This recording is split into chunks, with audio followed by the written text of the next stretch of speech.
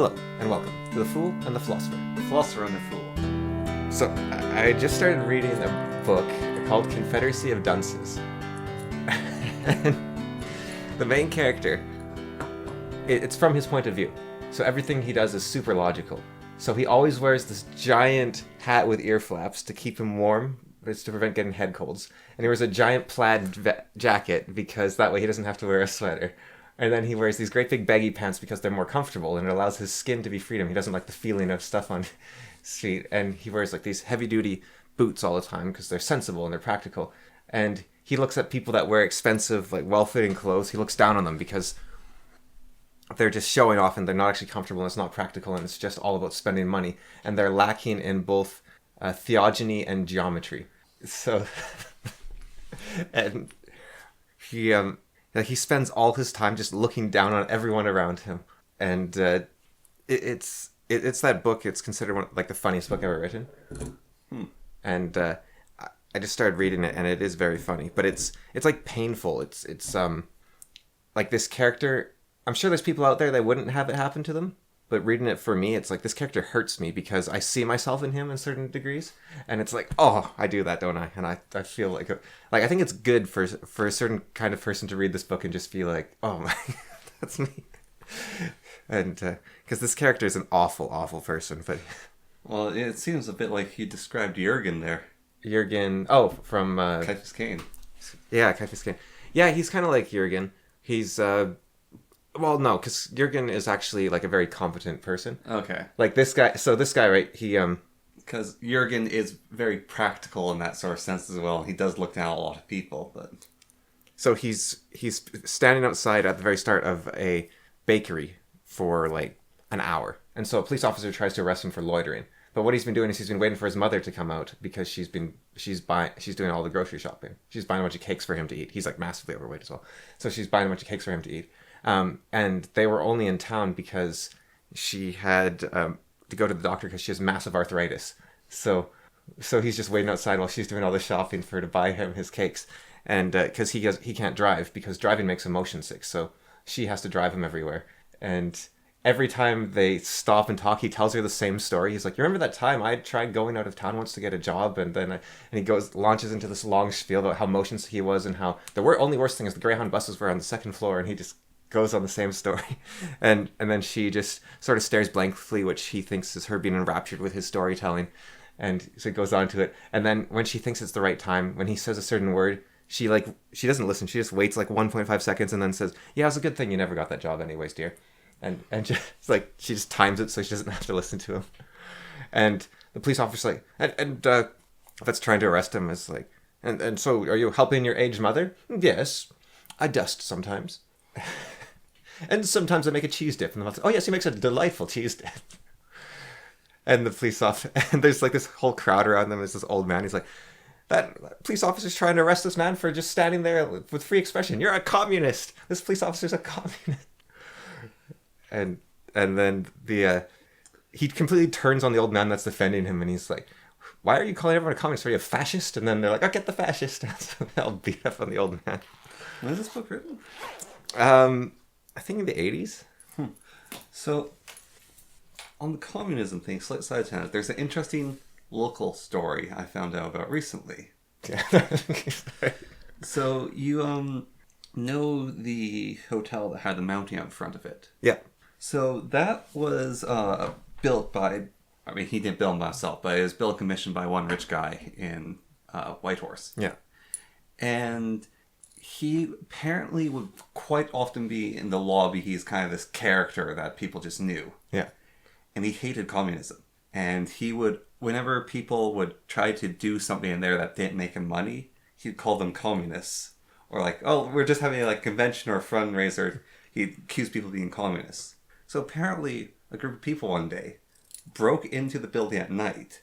And the central area, they painted the red square of Russia, basically, into the hall, and he was raving about like, communists are invading the Yukon to try to take over, and he did it in good humor, and he left it there as a joke.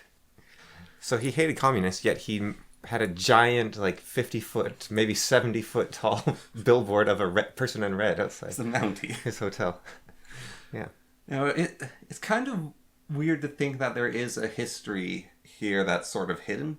Well, like Frederick Trump was one of the original founders of the town. Yeah. But I've been trying to figure out where which hotel that was that he owned. Yeah. But Whitehorse has had 2 fires which burnt down the city, I believe. Really? And so it was burnt down in one of those. Yeah. I didn't know that either. Yeah, one of them was in the 50s, and then one of them was like 1900, I think. Yeah. Huh. And, well, Whitehorse was very small until like the 70s. Yes.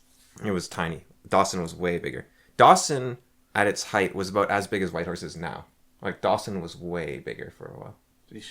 Yeah. That was for like 2-3 years. Yeah, most of those buildings are gone, though, because those are, like, temporary buildings. Like, they could... Well, Dawson, it was just all the gold miners. It wasn't like a... Yeah, it was like a tent city, yeah. Yeah, they built tents with fronts. But, yeah, Whitehorse... Well, Whitehorse, I think they did the front thing, but they also burned down. So it's like... We now have fake fronts. Yeah. because all There's false fronts that aren't necessary, because the idea behind a false front is you have a wall tent and you make it look like a building by adding a wooden front to it. Yeah, but everything burned down, so it's just it's kind of but I don't know if he like owned the land or like I don't know where it was. I've seen a picture of the hotel and it's you can't tell what the location is really. Yeah, so if you go into the building above Coast Mountain Sport, that's where one of the newspapers offices are located. Yeah. And they have like 150 pictures of the Yukon from the past. Oh. And there's a picture of Kennedy being here. He visited Yukon because I think one of his cousins or something did something up here and lived in Canada. And there's pictures of Miss Canada showing up. I guess with the gold rush, you had a lot of people come up here. And there's a bunch of pictures of the Lizard Lounge. What's that? It's a club that is right on Main Street. Oh. That's just constantly being here. Because there was like William Earp came up here, right? And Soapy Smith came up here, and Donald Trump's grandfather, of course. Yeah. And Eric Nielsen. Yep. And Bing's wife, Governor General Bing's wife, I believe. So tangentially related to fame, but she but I think she had a bit of like a political role. She talked to the First Nations here and stuff. So, and then we've had our own share of kind of famous people like Elijah Smith and Chief Isaac I talked about last time, and the guy who shot Soapy Smith. Yeah, and Cam, what's her name? First female MP. I don't. Yeah.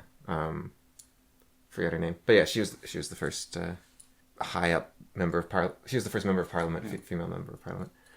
You know, and then some hockey players, of course, but and some Olympians. Yeah. But actually, you know, I talked about Chief Isaac last time, right? About how he said, you know, they're going to overwhelm us, so just learn from them, never forget who you are, right? That was his thing. So Elijah Smith was interesting. He was the guy that got the First Nations self-governance in the Yukon. And it's always seemed like this weird 2-tiered system, right? Where you have like a First Nation government and the normal government, you could call it, or the Canadian government or the federal government. Federal, territorial, municipal. Yeah. So they're separate, but they kind of interact with each other. But they also, right now, I think the Tlingit are working towards, or no, they have their own thing even separate from the others. So, but I always thought it was strange that we had these 2-tiered governments here. Because, you know, the argument in a lot of the United States and Canada is that we, you know, on one side you have people who have said things like, we conquered you, why are we doing all this special? That's the United States. Why are we giving you all these special treatments? And then on the other side, you're having Canada saying, oh, we're so sorry that we did all the residential schools and the whatever, so we have to give you reparations, right? Yeah. That isn't the argument Elijah Smith made. He didn't say we need reparations or this is our land, you have to give it back. That's not what he said. He had an amazing argument. He talked to Pierre Trudeau. Yeah. The original, except no substitute. And he said, look, you claim you own this land, but you never conquered us. Like, we've just always been here. Yeah. And that is one of the big differences of the Yukon is everywhere else in Canada did sign treaties. Yeah. Yukon never did. Yeah, and they never conquered them. They never enslaved them. They never put them in Fought residential. them. They never fought them. They just were like, they just started living there more and more and more. And then one day they said, "This is our land." Yeah. And Elijah Smith was like, "No, nothing's changed. You can't just claim it all. This is our land still." So I thought that was really interesting. Like you could imagine, imagine right now if Indians like Punjabis, Khalistanis, the Khalistanis aren't Indian. yeah they are. No, they're Khalistani. They're Indian. Khalistan's a different country. No, it's not. It doesn't exist, but That's like saying Quebecers aren't Canadian, or they aren't. Castilians aren't Spanish, or No comment. Kosovoans aren't Serbian. No comment. And for all the Serbian viewers out there, Kosovo is clearly part of Serbia. Because I don't want to tick off the Serbians. Just have a little Baltic war up here. Yeah, the only people more scared than them are like the Croatians.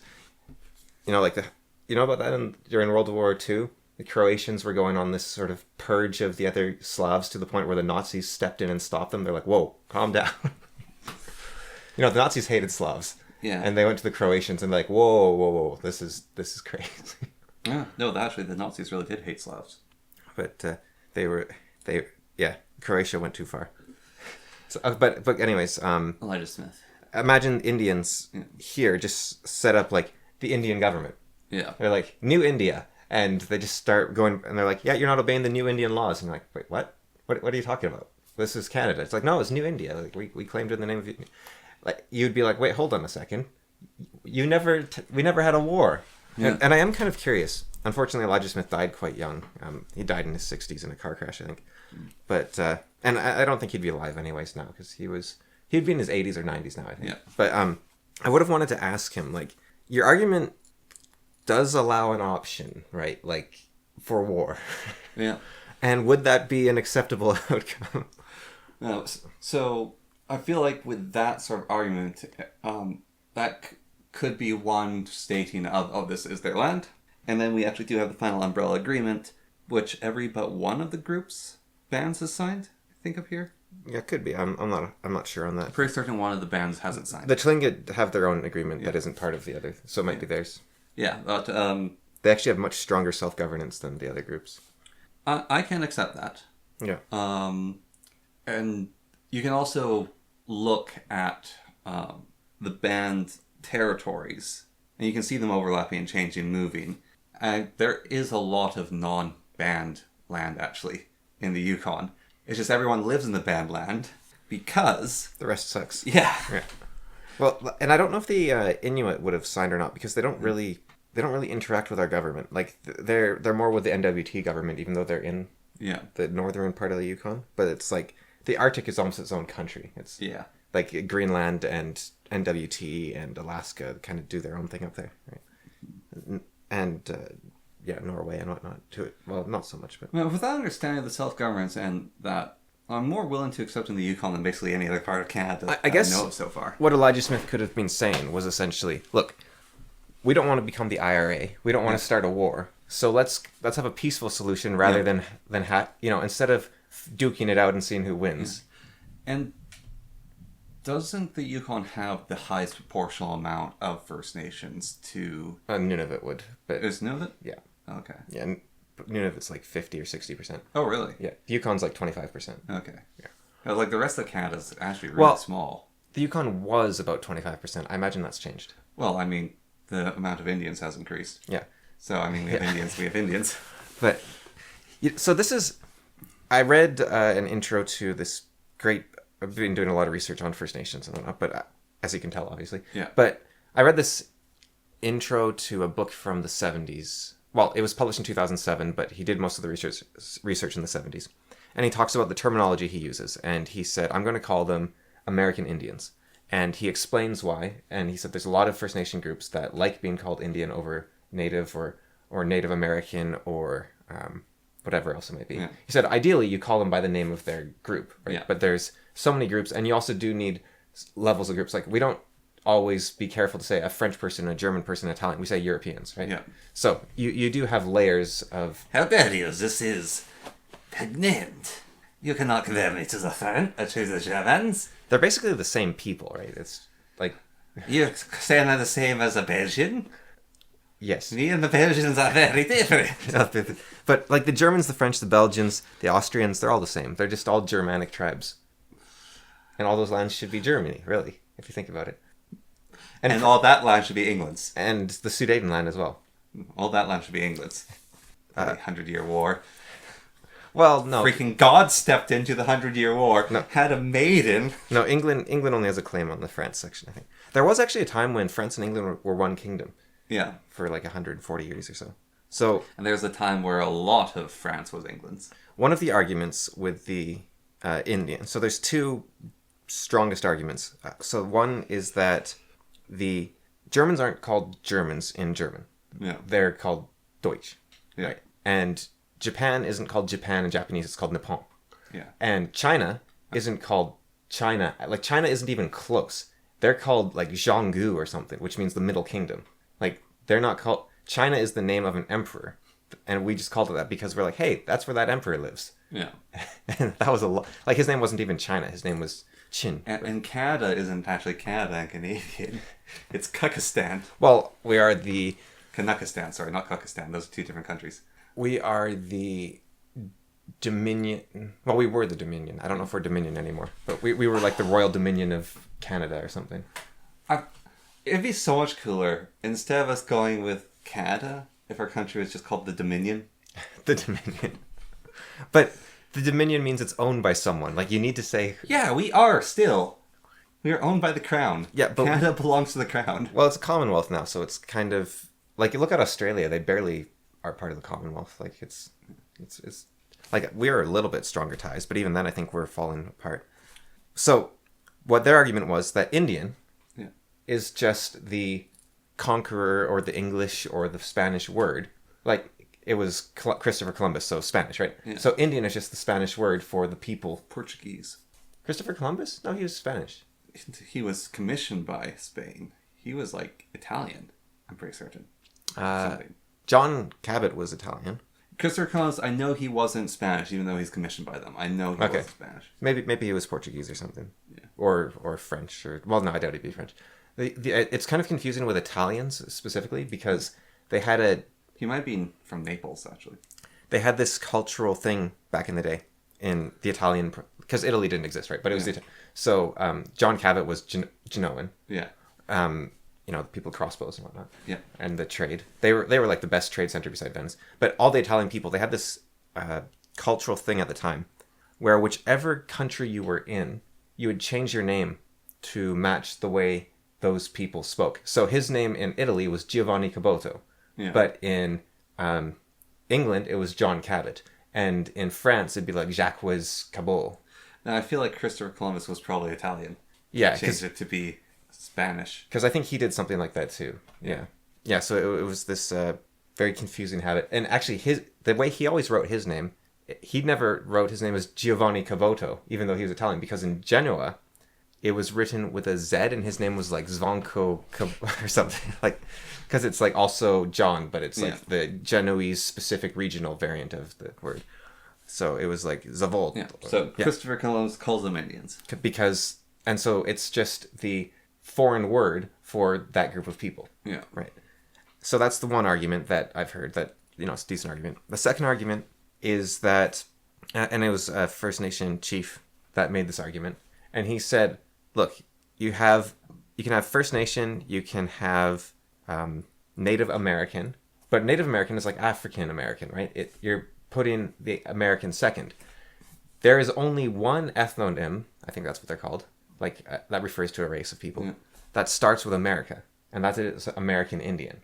And so we are American first and Indian second. So he likes American Indian.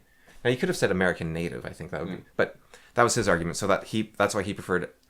And it's become so part of your identity over time and the laws. And however, for me, I don't like using Indian to refer to First Nations. And it's not even a politically correct thing, right? Like if it was politically incorrect to not call them Indians, like they're like, come on, you have to call us Indians or it's politically incorrect. I still wouldn't want to call them Indians. And the reason for that is just because it's confusing. Because India exists. Yeah. Unless we start calling India by whatever Indians call their name. like Hindustan. Is that what they call it?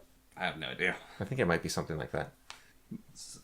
When I think of Indian, like the First Nation Indian, Yeah, I think of America weird. with the cowboys and Indians. Yeah, no. I when I think of Indian, I think of India. Well, so Chandragupta's people. that's what I mean. When I say Indian, referring like if we're talking about American Indian, but it's through that context of Indians and using that term.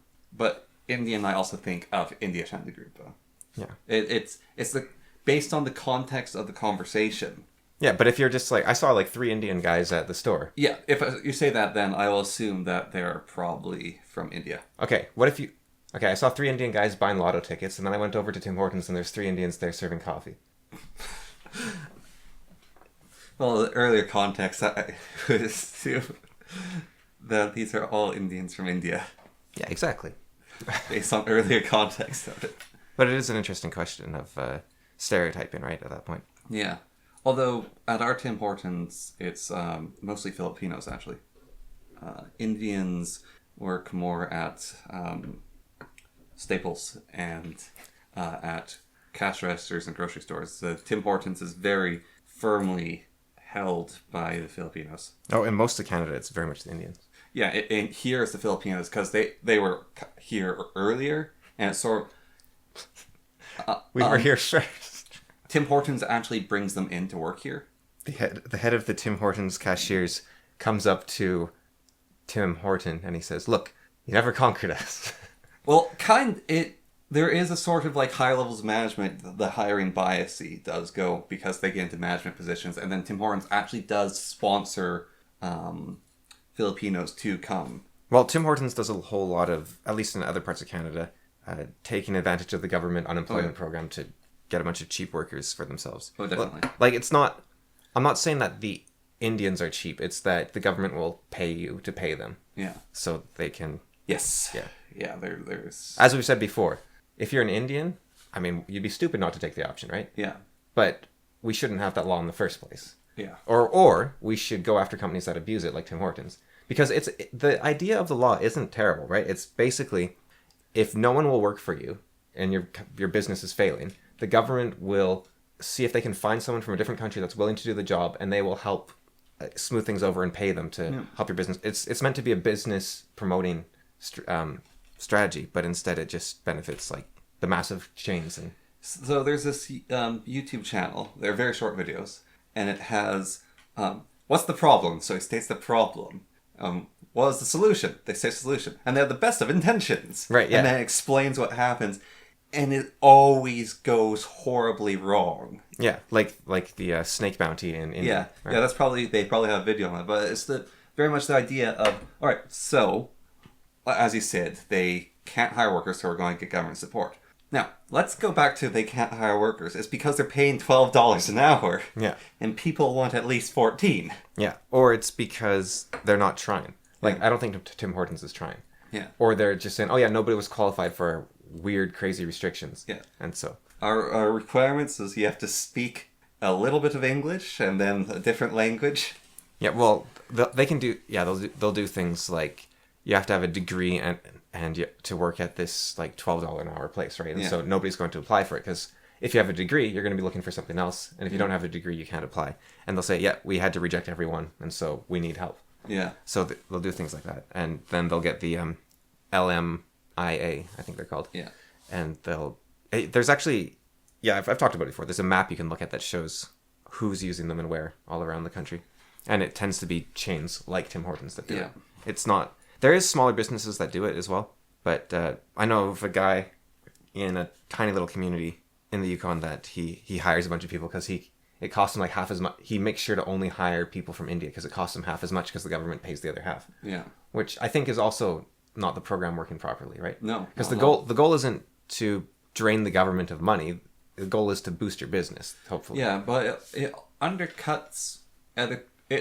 And it makes it harder for everyone else in the community Makes that it wants hard the for job. everyone. It brings in more people, making resources more scarce. Yeah. It lowers the money supply in the community as well because there's paying more, and then the tax money goes into that, and so there's probably some level of inflation also getting involved. like multiple levels of messiness bureaucratically. It's what did I see? It was overpopulation was a problem until those in power realized that their pension might be affected by reducing population. Yeah. So they're, oh no, we need more people. Just pull them in, pull them in. Even for a short while, me working at a greenhouse, part of the reason why I could get paid so much is my boss basically went, there's this government program which will help you garnish the... Is that... Garnish is taking money from, Yeah. help you... Well, I'm not sure. Yeah, I don't know how that works. Basically supplement the wages Yeah. of people you hire if you're going to train them in basically botany. Yeah, because you want more botanists. Yeah. Yeah. And so I was a greenhouse hand. Like, I was kind of a gardener, but it's like I'd pick up soil, I would break it down, I'd add water to it, I'd water plants. Like, I wasn't learning super advanced botany techniques. Yeah. But it's good to have people that know that's, like, good to have farmers, right? That's the goal. Yeah. And...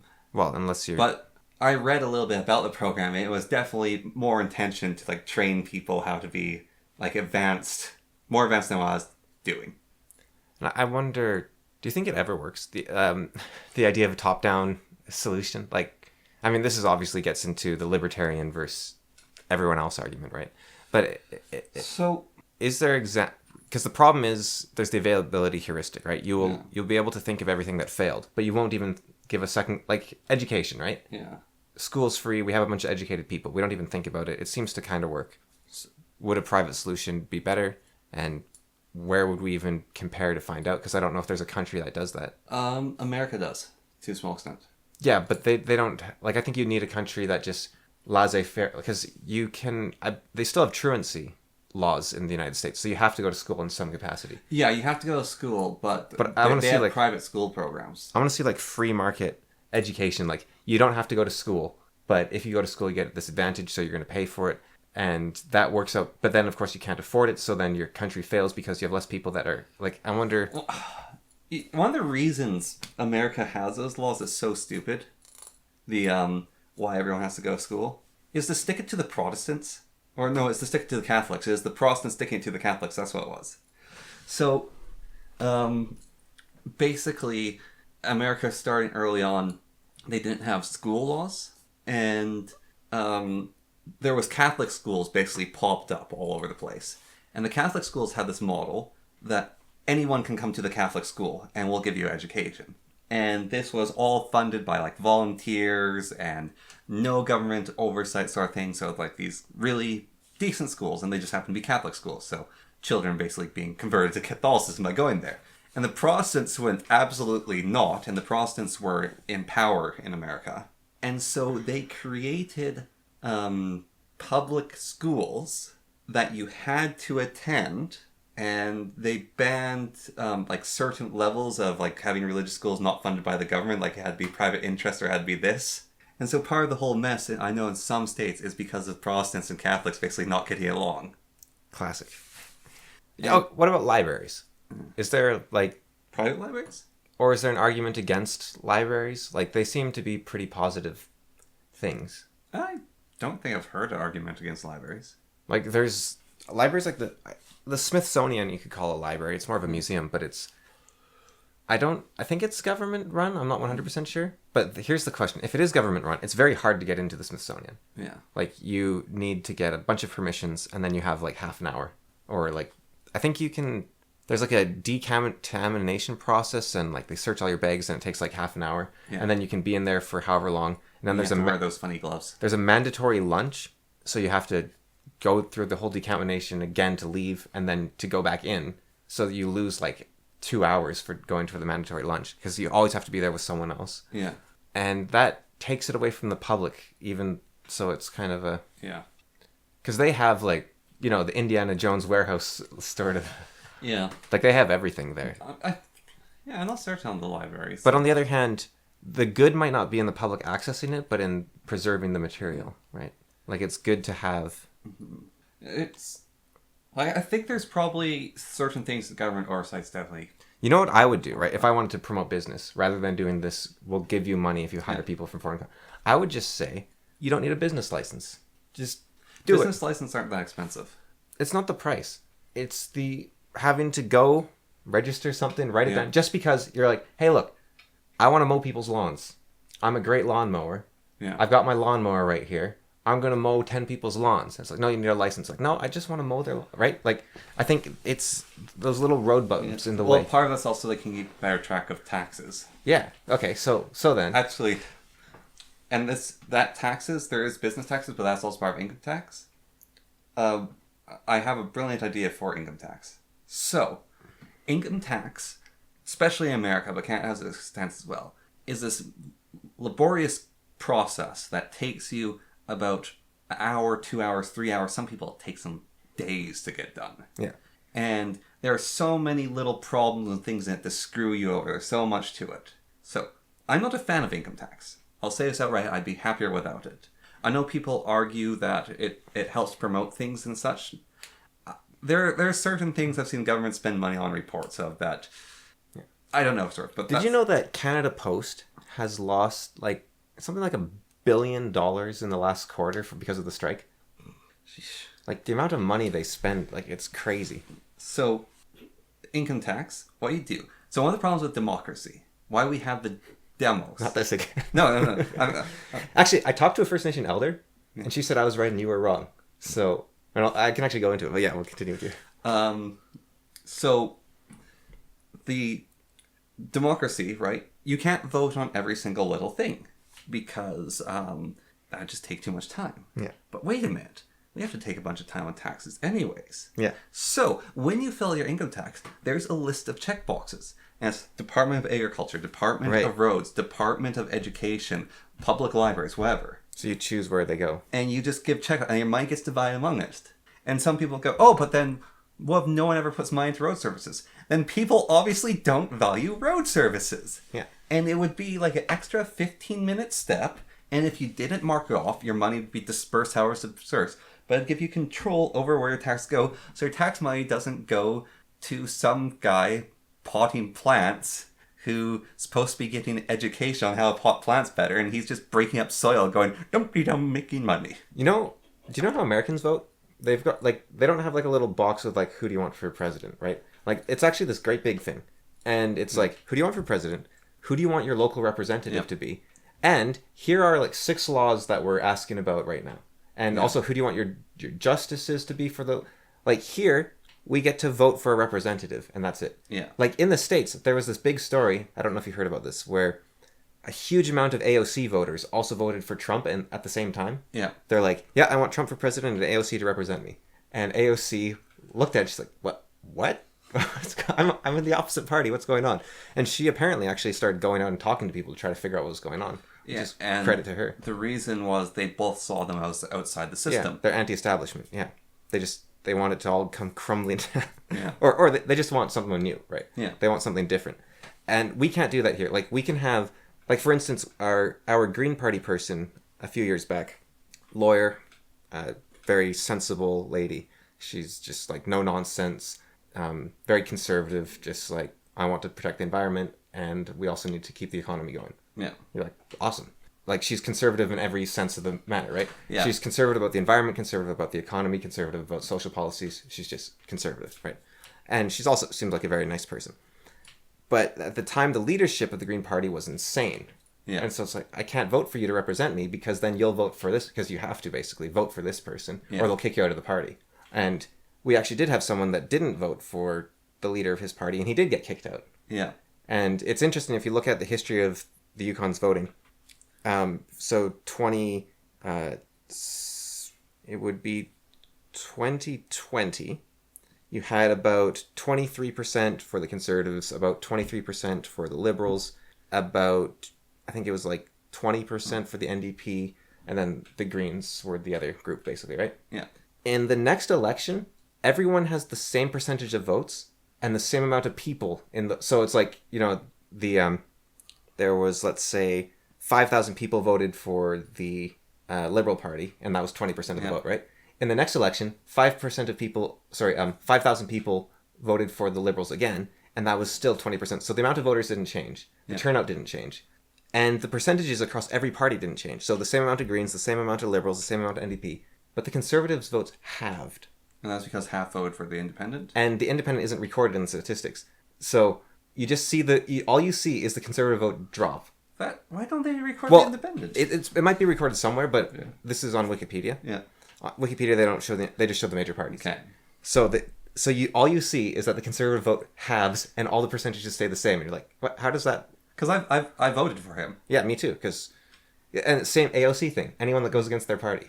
Yeah. If there was like, even if I don't like his policies in a way, like, although I do like a lot of his stuff, but even if I didn't, it's like you went against your party. Yeah. There's a funny thing I saw, which some people ask Canada, why did you vote in Trudeau twice? Yeah. It's like we had the first one, Yeah. which was for weed and proportional representation. Yeah. And we didn't know who he was, really. Yeah. It's just he's the guy with nice hair who was going to give us two things we wanted. Yeah. We wanted weed, we wanted proportional representation. He gave us weed, didn't give us proportional representation. I think he actually debated quite well in his final debate before he was elected. He gave a vision of a kind future. Yeah. He said, Canada, we're going to get people to... Like, I don't remember his words exactly, but it was basically kind of like how he is now. Yeah. But he was very much like, we're going to get the world to like us and love us, and it's going to be great. And you're like, oh, that sounds like a nice future. Yeah. Yeah. And I actually thought when I saw that, at the time, I remember saying he won it right there. And he did win. Yeah. So. Yeah. And so then... Harper was like, I'm boring. I'm boring. My handshakes are wet. I'm an economist, and I'm boring. Vote for me. I saw Canada through the 2008 crash. And yeah, you didn't feel it at all. But I am a very boring person. Made Canada have one of the strongest economies compared to the rest of the world, but I'm boring. And he's also a bit of a tyrant. Yes. That part I didn't I'm a like bit of so a much. jerk. I got rid of our nature preserves. But the only... I spied on our people. I added laws for spying. It's the spying stuff that I don't like him for. His economic side was great. Yeah. Yeah. But, so election after the first one of Trudeau, this wasn't the snap election, right? He had his full 5 years, and he had that next election. It's like, so why... Yeah, that was 2020. Yeah. Why didn't people vote Conservative? Did you see the Conservative leader? Yeah. He was basically the Liberals, but slightly less. Yeah. And then the next one after that, next Conservative leader, do you see this guy? He's worse! Yeah. No, 2020 was... It's like, we had the same problem that the UK is having.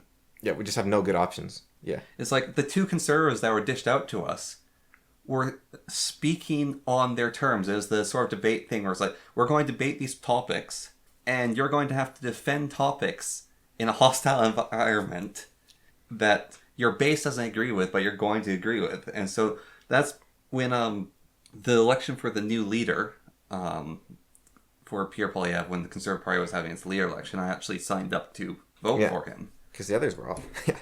And he won outstandingly. Yeah. And it's because he was different than... Yeah, they're terrible run of leaders. He was actually a conservative. Yeah, and also he... I think he did some stuff that... You know, he went onto podcasts and talked for like 3 hours. Like, Yeah. He actually was like... Well, his marketing team's brilliant. I actually saw something weird. Someone said, the great thing about Pierre is he doesn't just have a simple slogan. Like, he's a real person. I was like, what? Pierre doesn't have a slogan? He is made out of slogans. He is the slogan man. We're going to axe the tax, make food affordable. We're going to bring it home. Like, he is just pure slogans. One of the problems he's actually run into, I think, is he's like, we should have a carbon tax election. That's one of the things he shouts. Yeah. And it's like, no. Nobody cares. No one cares about the carbon tax. We should have an immigration election. You're the only person that cares about the carbon tax. Like, everyone else... Well, I think the problem is there's a carbon tax rebate, right? Yeah. Like, nobody got it for like 4 years, apparently. Yeah. So, but the money is still there for them to get. It just like was a mess to send it. But once everyone gets that rebate, if everything goes well, they're going to be like, oh, I don't care. Yeah, well, I care about it because I've found out how much it's cost on the logistics of having bureaucrats take the money and send it out. And then give it back. Yeah. That cost to that expense makes it not worth it. It balances it to the point of not being worth it. Yeah, well, it's not worth it monetarily. Yeah. But you could argue that it's good for the environment. Personally, I'm not really a fan of that because I don't know what happened. I think because it's easy. But a lot of it's like only left-wing parties doing... Well, no, it's not. It's everyone. It's just the right wing is pushing for nuclear. But everyone is talking about carbon. Yeah. Like CO2 is the... Like, you know, the argument that the creationist types used to make is that plants need CO2 to breathe, right? Yeah. And that is, you know, it's a dumb reductive argument. But it is also true. Like, CO2 isn't the end of the world. So, yeah, there's so much more to the environment than reducing carbon emissions. there's a study I saw. Is this Like, nuclear mining, right, doesn't release much CO2 because you're not using heavy-duty machinery. You're dumping sulfuric acid over bedrock, right? Like, oh, yeah, look, it's fine. You're not releasing carbon. You're just releasing acid everywhere. There's this study done. It's very interesting. I believe the guys are actually from, like, the livable parts of the Sahara Desert. Yeah. And the study they did is people are going, the desertification's getting really bad. Yeah. And the desert is growing.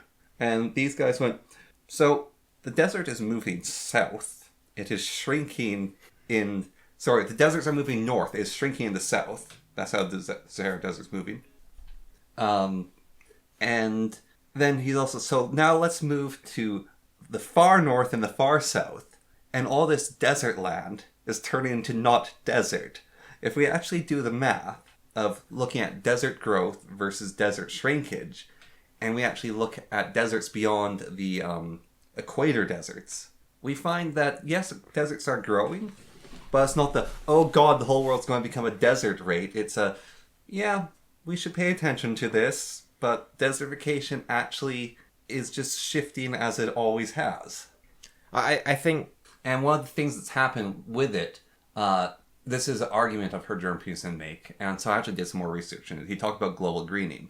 So what's happening with that is, so dry lands produce the most food in the world. That is where we get our food, is in dry lands. The dry lands are 23% greener. They are producing way more food now. That might not be good, because it's an environmental change, meaning the local fauna and flora are impacted by it. One of the things they do is they keep down pests, they help change the soil nutrients. Plants that overgreen draw more resources from the soil than they normally would, so the soil is actually getting killed faster in those areas. So there's that thing to the greenification of the world, is dry lands is affecting. But then again, up here and further north areas, we're getting longer and weirder growing periods, and that's allowing other animals to show up, like pine beetles are having better environments. And then that's causing forest fires, where there shouldn't be forest fires. And so it's a change. It is a drastic change. Sargon of Akkad did a video, I don't know if you saw it, it's called Human Resources, where he talked about how most countries are run as if they were economic zones by the bureaucrats in charge. And so they say, right, we need, we make X dollars per person, so we need this many people to make our targets for this year, so we're going to grab this many people. And that's why you have things like the Century Initiative in Canada, where they want 100 million people by the year 2100. And so why these exist is because you're like, yeah, more people, more GDP, right? You've got land per person. Canada has tons of space. We can develop it. We can bring people in, right? But what they're not doing, and this is what Sargon points out, is that people aren't interchangeable pieces. They're not a human. They are not resources. You're not a human resource. They are cultures. They are beliefs. They are dreams. They are ambitions. You can't just bring in a bunch of people from a different country. Like, you bring a bunch of, let's say, Algerians into Canada, they'll all freeze to death. Like, it's not one-to-one. It's not interchangeable. We have a very, like, in the last 2 years, I've observed this quite strongly, of the drastic increase of non-Europeans living in the Yukon. And huge. Even on top of that, people, like Canadians that aren't from the Yukon, coming to the Yukon. And one of the things you can observe is, you notice a Yukoner or a Albertan or someone from British Columbia here? Because it's minus 20, and the person's walking around with an open jacket. They're wearing a t-shirt underneath it. They might have a hat. They're not wearing snow pants. And they may or may not have gloves. Yeah. Than anyone else who isn't from, like, those three sort of... Well, you see all these people in their, like, their pretty jackets and their fancy pants, and their theology and their geometry is all out of whack. But then you look and you'll see, like, this guy with this great big white beard and this scruffy hat, and he's got, like, this giant plaid overcoat. And I saw this guy, he had, like, this little dainty bicycle, and he looked like a mountain man otherwise. And it's like, that's a Yukoner right there. Yeah. He's just going along through the snow. Like, these people are super dressed up. It's like, it's only minus 12. Like, you're way too dressed up. So, but I think this human resource idea, it's the same thing as the planet as a resource, right? Where you say, well, look, global warming, it's only at most, this is like the extreme end of the predictions, 4 degrees Celsius, right? It's like, who cares about 4 degrees? And CO2 levels, we're keeping them even. It's fine. And also, we're getting slightly more green land. That's great, right? But that isn't the problem with environmental destruction. The problem is that you have chaos. Like, basically, you're plunging the world into chaos. Yeah. And I mean it literally. Like, you have more unpredictable events. You have more, like, if all the deserts come here and all the green stuff goes elsewhere, right? Yeah. That means that the people that are adapted to deserts are now in the middle of the Amazon and they all die. Yeah. And the people that are used to the Amazon are now in a desert and they all die. You can't just shuffle numbers around and say, oh yeah, it's all even, so it doesn't matter. Like here, our temperatures have gotten so much warmer, it's ridiculous. So, we used to have stable minus 40 in winter. Now we don't. Like you said, the spruce beetles have gone out of control like crazy. Locally, so to date us slightly, if you can cross-reference anything, we had a drop down to about minus 30 for a day and a half. A bunch of water froze. Then it jumped up to 20 to minus 10 to positive temperatures, then it's dropped back down to about minus 5. That's going to destroy roads. So what that did as well is, the College Creek, that bridge. It's not safe to cross that bridge anymore. The bridge is covered in water. Yeah, because it freezes and then water starts running over it and freezes, run over. And so in Dawson, I don't know what they're dealing with right now, but last year they have an ice bridge for one of the communities. So there's usually in the summertime, you get your car into a boat, you go across the river, you come across. Yeah. I've been across that barge. In the wintertime, they make an ice bridge. They pack down ice, they make a perfect little ice bridge. It's an amazing feat of actual civil engineering, the ice bridge construction. They haven't been able to do it for the last 2 years. Yeah, because it's too unpredictable. And you can't take the boat across because there's too much ice. So those communities are literally stuck there. It's the same thing with ozone, right? We have, like, let's say we have roughly right now about the same amount of ozone as we did, like, 100 years ago. Like, it's healed a bunch, right? But the problem is that we have holes. So if you live in a place like here, where those holes we're directly under those holes, you get skin cancer. Even though you're measuring, well, the ozone levels are about the same, so it's fine, right? Yeah. Like, geologists always do this when they talk about the environment. We've had temperatures change before. Like, yeah, not randomly, not this fast, and not... Well, maybe they've changed this fast before, but do you want to live through that? So we've had comets hit the Earth. Do we want to live through that? So here's a little bit of history that I know about. So there's this place at the start of civilization called the Fertile Crescent. Yeah. The first city, the city of was founded there. The Fertile Crescent was amazing. You couldn't not grow food there. That was kind of like... It is hard for us today to comprehend the Fertile Crescent. Like, maybe think about the Amazon, right? Yeah. And how much plants are in there, or any jungle you've been in. The Fertile Crescent was like that, but for typical crops in a sort of Middle Eastern climate, but like the good parts. Yeah. Like, there was food everywhere. The Gardens of Babylon were literally buildings covered in plants that were growing food, if they were real. Yeah. But that's the sort of idea, and the legend comes from reality. Fertile Crescent was amazing. Over time, the Fertile Crescent moved north and spread out the growing zone because climate changed. The Earth's wobble, movement, various different things. Mars moves apparently has an effect, which is weird. So the temperature moved further north, and out of the Fertile Crescent, it moved into a region... it moved into Israel, and it moved further north, moved south. So basically started spreading out. Israel became the land of milk and honey. It was amazing. There's a ton of resources. And it kept moving. It moved up, and it moved into France. Holy cow, France and the Baltics, all along that range, grow so much food. They grow grapes, which you can make wine with. There's olives in Italy. That's like, these are the best olives you can ever grow. It's incredible. And you can't grow stuff very good in the Fertile Crescent anymore. Yeah. And it's a complete change. So England was always too cold to grow grapes in.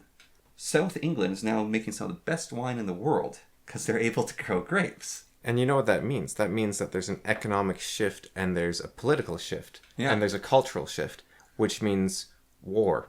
Yeah. And so the other thing, you know who Bjorn Lundberg is? Yeah. So I've listened to his hour-long lecture. Yeah. So he's an interesting guy because he's, I believe, a statistician or economist. Yeah. And so... Yeah, I don't like his approach, but I do like his positiveness. But yeah. So one of the things that he pointed out, which was really interesting, is he was talking about dam building. So this is what happens to us economically if we don't build dams, and this is the price of dams. And this is what happens if we build dams, and this is the price if we try to stop climate change instead, like just completely stop it. And I think one of his messages on it, which I can agree with, is yes, we can try to reduce what we're doing, but we shouldn't put 100% of our focus into that. We should put a percentage of our focus, like he says around 60% of that focus, in trying to make ourselves adaptable to what is coming instead. Like, get Dutch engineers into America to build dikes. Yeah. Like, actually, you get proper Dutch engineers into, like, Louisiana, Florida, those areas, and you pay them the ridiculous amounts of money you're trying to do for, like, climate change things. Yeah. Just to build dikes. Yeah, so Like that hurricane store where there's that massive flooding. Yeah. You get Japanese civil engineers to come in and reinforce your riverbanks. Japan is amazing at engineering rivers. Yeah. And you hire specialists to basically reinforce your country and make it adaptable. My biggest problem with Bjorn and with Jordan Peterson, especially when they agree with each other, is because they have opposite approaches and yet they agree with each other. So it doesn't really make sense, because Jordan Peterson's whole argument is that it's so chaotic you can't predict anything, and that's hubris.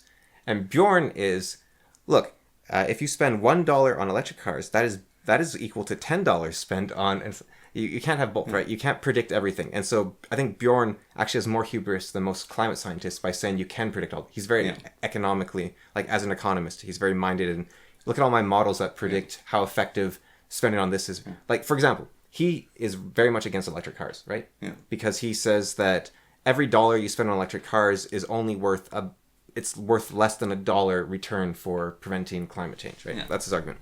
But an electric car, that's only if you measure one dimension, right? You can say an electric car gives you freedom from the government because you can generate your own electricity and you're not reliant on oil subsidies. Yeah.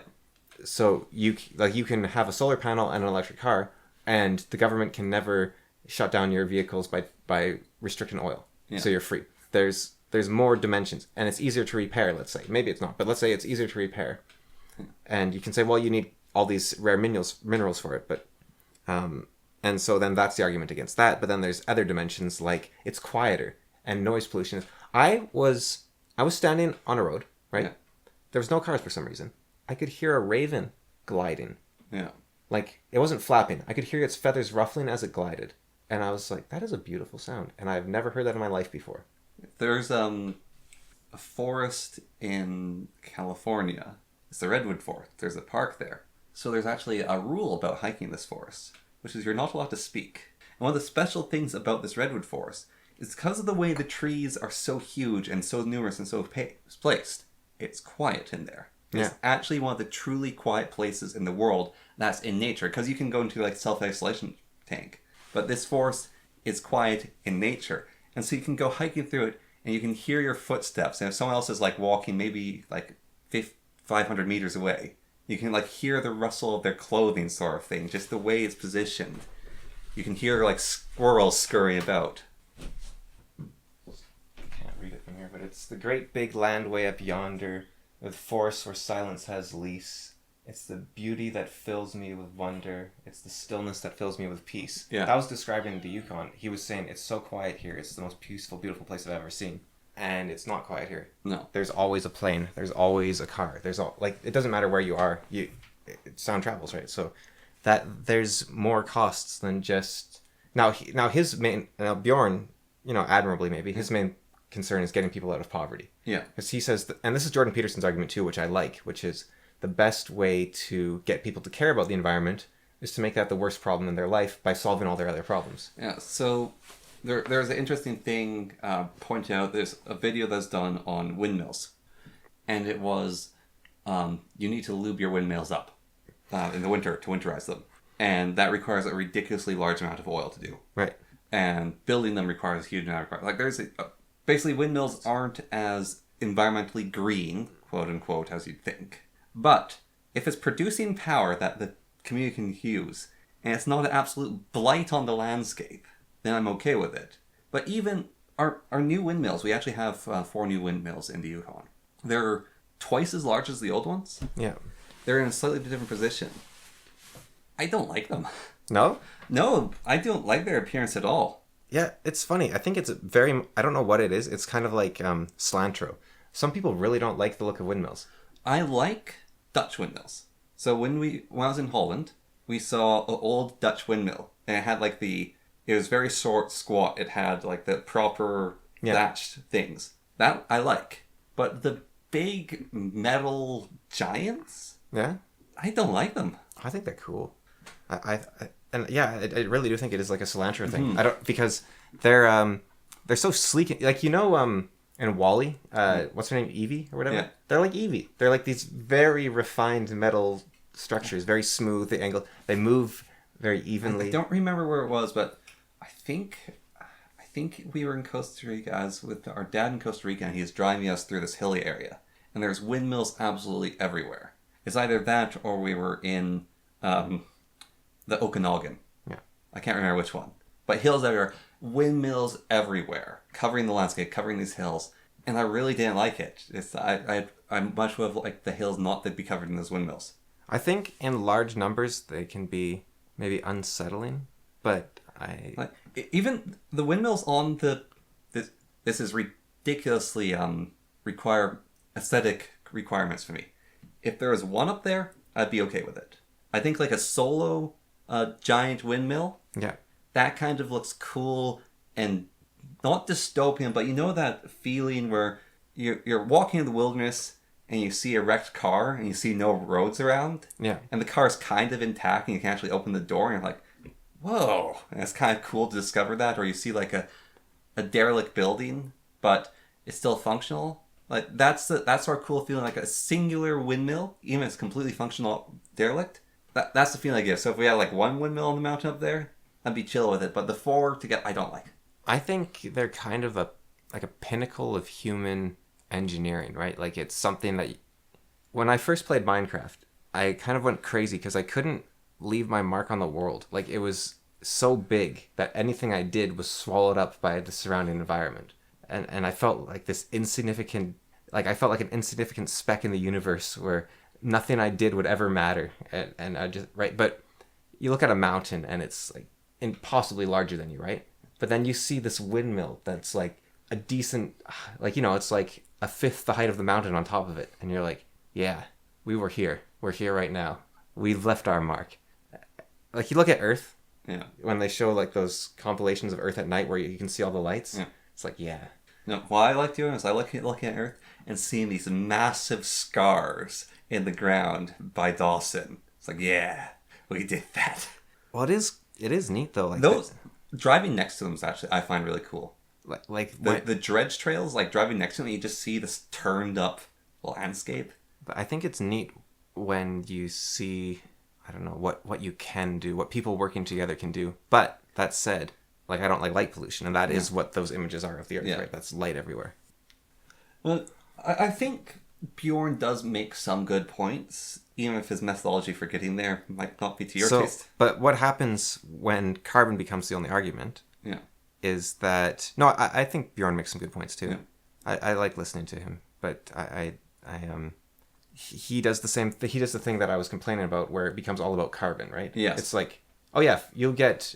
If you build an electric car versus not, then you get $1 worth of carbon versus 75 cents of carbon, right? But there are so many things to measure that matter. And both like the nuclear power plant, they say, there's like there's no CO2 emissions, so it's the best. And I heard a great argument for nuclear power. Yeah. So you know the giant stacks? Yeah. You add meticulations to them. Those are those castle pointy things. Oh, okay. Yeah. That's just it. Oh. You just add meticulations to their giant concrete stacks, so they look like castle turrets. Look like giant castle turrets. Yeah. You know. Well, I think that's something that we've lost, actually, which is definitely worth considering, is, cutting back a little bit on utilitarianism. You know Gotham? Like, Batman Brave Bull, even Batman and Robin, the movie? Yeah. How gothic it is. Yeah. Like, we should make New York look like that. We should make New York look like Gotham. Yeah, or just have, something. Yeah. Like, take your nuclear power plants, like you said, and make them look like cathedrals. Yeah. Yeah. Like giant or... Have some men in red robes in there, and they have like pipe organs playing, and the red robe men run it, and they're like a priesthood. Or if you have like, California, for example, they have a bear for their state animal, right? Just paint a giant bear on the side of it. Like make it something you're proud to look at. You're like, yeah. Like those, you don't like windmills, right? Like you think like those stacks are huge on nuclear power plants. Like that's long enough for condensation to form. Right? Yeah. Like those are cloud capture devices. They're massive. Like those dominate the landscape far more than... Yeah, but they look cool. Now, you would need... No, so with the windmill, what you could do is you add a fourth arm to it, right? You think they look cool? Like nuclear power plants? Yes. Really? Yep. And so windmills, right? You add a fourth arm to them, and then you add a streamer to each one of the arms. Yeah. So you just rob them of energy. But also... Oh, you're talking about like, you have like a swastika device. Spinning. Right. Yeah. No. Well, but I was thinking more like a prayer wheel type situation. Yeah. Yeah. Or like a Mayday tree. Sort of just like these... Like, it would look pretty, but I don't think it'd be as efficient. No one will. But I think there's something to be said for aesthetic. Yeah. But what if all these arguments really just come down? Because you're saying you like how nuclear power plants look, and I find that hard to ration. Like, they're just these great big concrete blocks, right? But maybe it all just comes down to post hoc justification of aesthetics. It's like, oh yeah, nuclear power plants, they look cool, so nuclear's better than wind. It's like, no, wind looks cool, so wind's better than... So, yeah, the focus, though, on carbon. Yeah, so, like, you have Pierre Poilievre, and he's just all like, oh yeah, carbon tax. Strange ethnic group, actually, his family. Even though he's adopted. Yeah. So they are... Yeah, he's Trudeau's unwanted brother. They are French Canadians? Yeah. How are they not Quebec French Canadians? They're like French. No, they're not French either. There was these little groups which are like French Albertan Canadians that weren't a part of the Quebec collection. Oh. And so that's what his family is from. There's like these other... They're mostly in Alberta, but apparently there's these non-Quebec French Canadians. So they're not Quebecois. They don't have a Quebecois accent as such. They have like a different local little French enclave. So, it's slightly more acceptable, I guess, but they're still French. So, I mean, can they really be like that? But, yeah, I think you have Trudeau talking about we need this carbon tax to prevent carbon, when I really don't think that should be the focus of all these policies. But then you have Pierre, who is just, oh yeah, I'm going to cut the tax and that's why you're going to elect me. And it's like, no, we really don't care either way about the tax. So I know you can't stand to listen to Kennedy Jr. speak. Yeah. One of the things that really made me like him is he was talking with Jordan Peterson, interviewing them. The first interview they did together. This was when he's still trying to run. Yeah. And he was talking about his environmental activism. Yeah. And he's talking about the history of it. And he's saying, when I was a kid, I liked to go walking around with my siblings. Yeah. Ridiculously large amount of brothers and sisters. And we'd go hiking in the woods. We'd come to a creek. There'd be fish in there. You could like reach in the water and tickle fish. You'd see a salamander. He's like, you could see a salamander. I haven't seen a salamander in this area in 20 years. But you could just go find and pick up a salamander. You could drink the water from the creeks that you walk to. Yeah, exactly. And he just like gave this vision of how beautiful his childhood was, and that's why he's an environmentalist. And he's an environmentalist who actually, like, they clean up water systems. They make so chemicals can't be dumped into the water. He's done massive amounts of lawsuits to protect various different lands and expand parkland. And it's the actual environmentalism, like, we don't want people dumping garbage here. We want to make the water drinkable. We want to make sure that these animals are around so you can see them. Yeah. And then there's even the practical side to his environmentalism of, he wasn't one of those environmentalists like, oh, we can't even like touch nature. He was apparently planning to eat a dead bear, but he didn't have time, so he buried it in the woods. And supposedly he sawed the head off a whale. Yeah. It's like, people are like, oh, that's such a hypocritical environmentalist. Like, no, that's the kind of environmentalist I love. Yeah, that's what I want from environmentalists. It's like one of the biggest environmental groups in the Yukon are rednecks. And they're the people who like going out and shooting little animals and making them squeal. And they're environmentalists because they want to keep being able to go out and shoot animals and make them squeal. Yeah, when I was talking to that elder, actually, one thing she told me was there's so many ways to interact with the land and so many uses for the land, like medicinal and like just, more than medicinal, you know, like interacting with animals in a way that benefits you just like on a spiritual level, let's say. Yeah.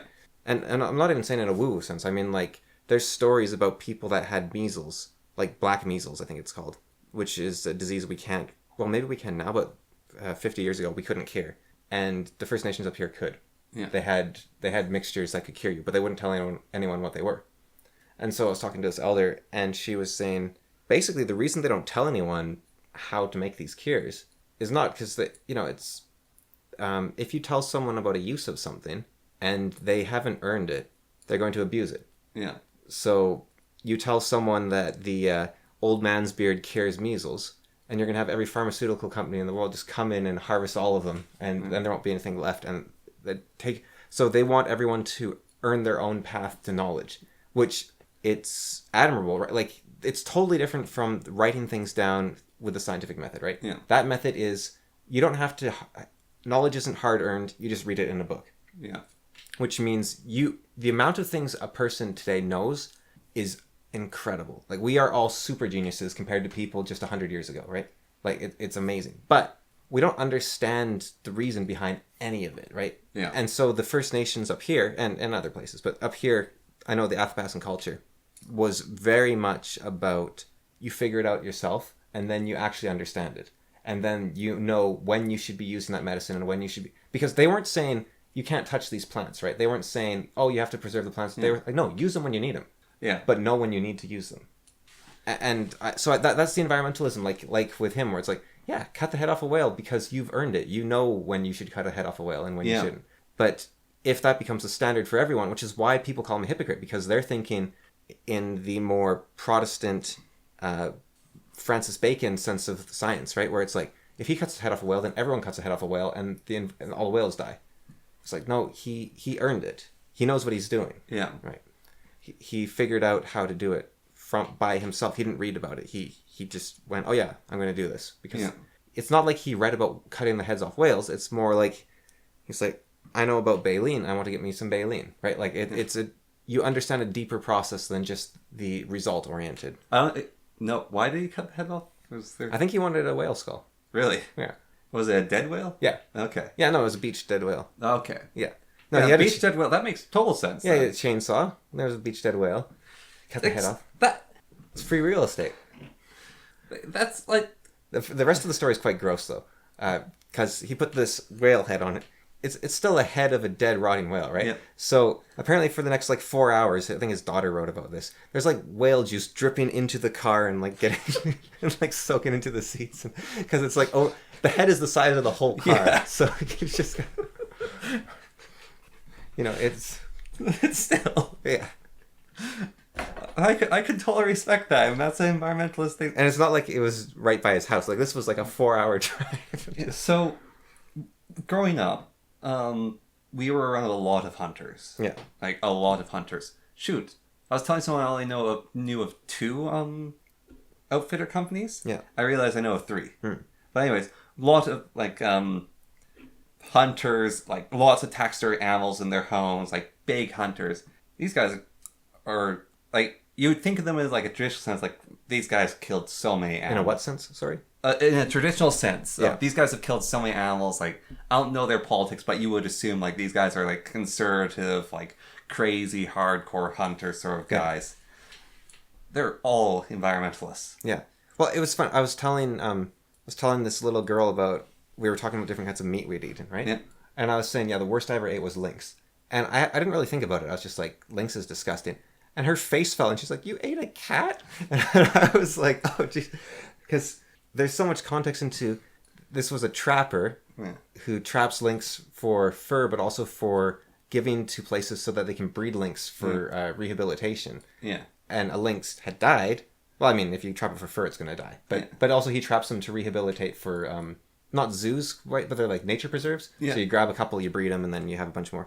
So, but a lynx dies. And what a lot of trappers might do is just, you throw out the body because you got the skin, you're good to go, right? But he's like, no, you can't waste it. You got to eat it. Yeah. So me eating that meat wasn't me going out and just killing random cats. It was it's dead already. let's respect it by at least using it, right? Yes. That was, You know the crazy Polish guy? yeah. Yeah, he wrote a book called The Crazy Polish Guy in Polish. But so one of the stories from his book, he was telling us. Well, no, it's just I know a couple Polish people, so it's Yeah. hard to choose which one Yeah. you're talking about. The, Yeah, I know that. Yeah. Yeah. So this guy basically came to the Yukon. He wanted to do this race, which is basically these guys do a race, which is they do the same track that I believe the dog teams do for the Yukon Quest. And he basically underprepared, messed up, got frostbite, had to go to the hospital, and he had to quit out the race. Yeah, nearly lost all his fingers. Yeah. So he came back like a year or two later, and he wanted to do the race again, but they weren't doing it anymore because it's too dangerous. And so he decided to do it by himself and go further. And he also actually invented several like pieces of technology to help you deal with the cold. Like he made this gel you can spray on your face.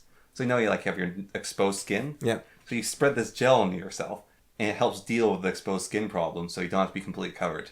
And so he goes out, and one of the things he had to do is basically rely on people helping him.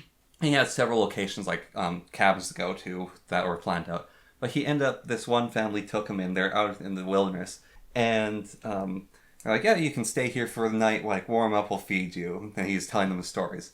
And they were making food, and they're like, so what's this meat you're giving me? It's like thinking it'll be moose or something like that. It's like, I think it is either black bear or brown bear. Yeah. And they'd shot one because, one, they had a license. It was too near their home, and they're in an area where you're allowed to shoot it. So they shot it, and then they like basically... It was the grossest meat he'd ever had. Was the black bear. It's like, it tasted spicy. Meat, and there's no spice. Meat shouldn't taste spicy. Clearly he hasn't had lynx. Because, wow. And it's just, this is just what the family had to do. The thing about black bears, right, Yeah. and brown bears, is at least they eat berries. they're great big fat omnivores. Right? Yeah. Like they eat a good diet. It'd be like eating a pig, probably. Yeah. I haven't, or if I had bear, it was a long time ago, but I don't think I've had bear. But people do like bear. Yeah. I don't know of anyone that has ever said, "Oh yeah, lynx." Because a lynx is an obligate carnivore. Yeah. And carnivore meat is disgusting. Yes. Well, except for like salmon, I guess. But Fish are an exception. yeah. But yeah, like you look at a cat and you're like, "Oh yeah, I don't want to eat that." Like there's no, and there's a reason because You know, you say that. However, certain places look at a cat and think, one of these papers I was reading, right, where he was talking about how the Athabascans in most specifically the Gwich'in in the Yukon, right, clearly weren't. They were eating not based on sustenance and needing food, but based on a cultural thing, right? Because he was saying they didn't eat any mice. yeah. And he said, but of course, the Chinese would dip live mice in honey and eat them. So clearly you can eat mice. And then he said, and they wouldn't eat ravens, but the Chinese would like bite the heads off ravens and drink their blood. So, and he always kept coming back to the Chinese. And I was like, I think maybe the problem with your analysis is the Chinese are the exception here. You know, there is a disturbing statistical finding. This is one of those statistical findings which is actually called racist, and you get in trouble for publishing, which is these guys are doing a survey on stray cat populations throughout a city. Yeah. One of the things they constantly found in different cities is the stray cat population was significantly lower in Chinese communities. Yeah. Now, it could be they just don't have as many pet cats. Yeah. So, Well, they probably wouldn't. yeah. But also, like, I mean, that's not. I don't think that's racist. Like, it's a food item. Like, if Yeah, but a part of one of the first studies did is basically all wild animals are lower in these areas. And the guy, one of his conclusions was actually, he still got in trouble. This was a different study. One of his conclusions was that Chinatowns are a lot cleaner than other parts, and so there's less to scrounge for. He said this is one of the possible conclusions. well, but imagine like a British. There's a few of these, like a British enclave in India, right? Yeah. Where you have cows wandering the street, and you're like, well, the British enclave has less cows wandering. Yeah. Like it just happens. Yeah. If that's your food, and you're like, hey, it's right there, then you're going to. If it's your culture isn't forbidding it, you're going to do it. There's ducks in the pond. They're free. Yeah. That's actually happening in certain places. Or if you're in Israel, and like there's pigs wandering the neighborhood, the non-Jewish section, they're going to be eating the pigs, right? Well, even there's a guy who ate the queen's swans. Yeah. If you don't have if you don't have a culture about eating swans, and although I think swans for some reason don't get like a lot of people don't eat swans, like for some reason. Well, the case of it being the queen swan is it literally belonged to her. Yeah. And so he actually did get fined quite heavily for killing and eating But have you ever... one of the swans. I don't know if it's just really culturally ingrained or if it's like mythologically ingrained, but there's certain animals that you look at and you're like, no way would anyone eat that, right? Yeah. Like a spider. Yeah. Or a swan, or a loon, or like an owl. Yeah. Or a raven. Up here, people would kill swans and ravens, but they wouldn't eat them, I don't think. No. But they would kill them. Well, you know how bad it is like eating a seagull or a pigeon, right? So here's the thing. So seagull, pigeon, like those things live maybe 5 years at the most. And their whole life they're guzzling awful things. Yeah. Ravens can live for 80 years. Yeah. So you're probably going to be killing a 40-year-old raven. And think about all the stuff is guzzled. Well, but I think it's more than that, right? Like imagine, like I'm imagining like a really clean pigeon, right? Yeah. That'd probably be pretty good. Oh yeah. I'd eat a clean pigeon. Well, carrier pigeons were a pigeon. Yeah. But then the question, would you eat a dove? Because pigeons are doves, right? But it's like, would you eat like the classic white dove of peace? And I don't think I could eat pigeons anymore. Pigeons make me sad. like, because they're feral, or? Yeah, they're not wild animals. They're feral animals. They're animals we abandoned. Yeah. Well, we don't want to play with you anymore. Yeah, that description just makes me so sad. It's like, pigeons were bred to love humans. And then we toss them away, and these pigeons don't know what to do. So that's why pigeons actually will walk close to people. And that's why you can have those crazy pigeon ladies living on rooftops in New York. And the pigeons will flock to her and actually like sit on her and coo and hang out. No, that is pretty sad if you put it that way. It's like if we just gave up on dogs one day and just dogs everywhere. Well, so I don't think I told you about this. When I was in... No, Turkey. Yeah, when I was in Turkey. Like, dog problems. Or... So one of the... Istanbul is the city of cats. Yeah. There are stray cats everywhere in Istanbul, and people leave food up for them and take care of them. And when you're in Istanbul, you will like sit down on a park bench, and a Turkish man will come and harass you to tell you to come to his restaurant. And you have to say, no, go away, I don't want to go to a restaurant. And then cats will show up and hang out around you. They'll, like, it's a completely stray cat, and it'll just go, boom, and sit in your lap. And you're like, it's a stray, kind of dirty cat. I'm allergic to cats. What do I do? It's got claws that stay in my lap. And so you're just kind of trapped there on the bench. But I'm not allergic to cats. I am. Yeah. They're everywhere. They're absolutely adorable. And there's semi-stray dogs also that are taken care of. But they are taken care of, but they are kind of abandoned as well. Like they're not in someone's home. They're not looked after. Well, I think actually it's pretty common for cats not to have an owner, as I understand it. It's just, certain, like it's too cold here for that to be. And there's foxes. Yeah. But in like California, I think people do like share cats. That's just the cat comes by and you feed it. And, which it's just a very different. Yeah. In Hawaii, we saw cats as well, right? Where there was just wild cats everywhere. In Hawaii. Yeah, those were completely feral wildcats. That's Lethbridge had that too. Like, would you eat a horse? Because here's I'm trying to think of the rule for not eating animals, right? And I think part of it is being a psychopomp. So like a guardian of the spirits of the dead that guides them to the afterworld, right? So that'd be like, you wouldn't eat a mole, you wouldn't eat a raven or a swan or a loon. That's sort of the psychopomp type thing, right? But then I'm also thinking majesty. So like a horse or a tiger or a lion. But the thing is, like an elk or a moose, that's quite a majestic animal too, right? But you're like, oh yeah, I'd eat that. So or the white stag. Yeah, like that's a majestic image, right? But they're all deer, and horses are basically just deer without antlers. It's actually illegal to kill white stags. Would you like? I don't know if I'd eat a horse.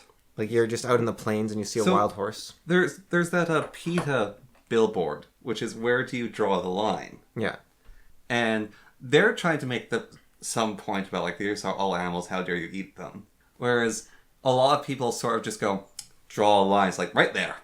But it's fascinating though, because the way PETA, I think I've seen the billboard, the way PETA organized the billboard, they actually somehow managed to put a spectrum down, right? Yeah. Like where you actually think, oh yeah, I'm here, but someone else could be here, right? Yeah. Like so they actually. So here's it for me. I would be willing to try lynx. Yeah. Like I wouldn't want to hunt a cat. Yeah, I want to eat cat. Like I wouldn't hunt a lynx. I don't think. No. I would try horse. I wouldn't go out of my way to get horse. I don't know if I would eat a lynx if I was starving to death. Ish. Well, it's not because they're that gross. Like they are really gross, but it's more like I think you would just get diarrhea. I don't think you would actually get sustenance. But yeah, it's like I think on their graph, basically, horse is kind of like the like halfway through the horse is my line. Like I would eat horse, Yeah. like especially in certain countries they actually do breed horses for meat, but I won't go beyond that. Like guinea pigs, apparently, I have a friend of mine who's eaten guinea pigs, Yeah. and that's in Peru, and it's literally like I remember reading a story where a person like went to this local village and they lifted up their floorboards, grabbed some guinea pigs, broke their necks, and cooked them. They're everywhere. It's like imagine having a country or a town that's infested by mice. Now multiply the size of the mice by about 20, and they have decent amount of meat on them. They're slow and kind of stupid. You're going to eat that. Well, I don't know eating rodents in general. Like, Yeah. if I saw a big capybara and I was like, ooh, I'd go for a capybara. That'd probably be pretty tasty. You know, beavers are the second biggest rodent? Yeah. Like, they're huge. They Yeah. can get to like 100 pounds and 5 feet long. Like, beavers can get 5 feet long. I had no clue. They're massive. That's including the tail. Maybe. I think so. Yeah. But the tails aren't like beavers. Their tails are like 2 feet long. But like I said, beavers can get like 110 pounds. Yeah, that's right? big. Like beavers are massive. Well, not all beavers. Beavers, they're kind of like crocodiles. You know, Keep growing? They don't stop growing. Yeah. Yeah. So they just, and most of the time they don't live to past like 5 or something, but they can get like huge. Yeah. And I had no idea until recently. Like they're only slightly smaller. Like the biggest beavers are only slightly smaller than the capybaras. Do you know what the capybara survival mechanism is? Like how I know, like mice run and hide. They have very high If you populations. kill and eat a capybara, then you're good, and the others can live. That might be a small part of it. The other one is they're too big to mess with. I could fight a capybara. Well, it's not the fact that it's like, oh, I'm dangerous to fight. It's there is easier food to get than a capybara. Are you kidding? I bet those things can't run. I bet I could, like, if I was hungry and you put like, They can swim. okay, but let's say, so we're on a flat road. We'll do Riverbank next. Yeah. We're on a flat road. You've got a capybara, you've got a wolverine, you've got a mouse, you've got a roadrunner, and you've got like a horse. You have to kill the animal with your hand. Yeah, I'd be like, I'm going for the capybara. Like, like I'm not. I can't catch the roadrunner. The mouse isn't worth my time, Yeah. and I could get bitten. And the horse would kill me. Yeah. And The Wolverine would mess you up. I'm not fighting a wolverine. But a capybara, if I win that fight, I'm good for like a month. Like I've just got like, and I bet it tastes like, they're like a big jelly donut. You're just like, Yeah, but that is literally their survival mechanism. It's like, you know, people like ribs because they have all the fat on them. Yeah. Like I bet a capybara is just like, you could probably stick a straw in one of them and just like give it a liposuction. there's, you know, pelicans will eat whatever they can fit in their mouth. Mm-hmm. There's a great video of a pelican trying to eat capybaras because literally they will sit there with confidence that they're not going to get eaten, and so a pelican's lying next to a capybara and it's trying to get the capybara into its mouth. The capybara's just going, stop hitting me in the face with your beak. Actually, like, if there's a beaver and there's a capybara, I think I'd take my chances with a capybara because like a beaver could kill you. Like they have killed people before. Beavers, you don't want to mess with a beaver. It's interesting. So on the Wolverine scale of Sloth is kind of like an animal of the dead, eh? They're like a psychopath. the animal to like fighting an animal with your bare hands, I think there are bigger animals that may be slightly more deadly than a wolverine, but I'd rather take them over a wolverine. Yeah, or like an elk. Yeah. Yeah, I could fist fight an elk. And the reason that being is if an elk's going to kill you, you're going to get kicked and it's going to like collapse your chest. And you're going to be dead in like a couple hours. Or like hit you in the head and you're out instantly. You fight a wolverine, you might even win.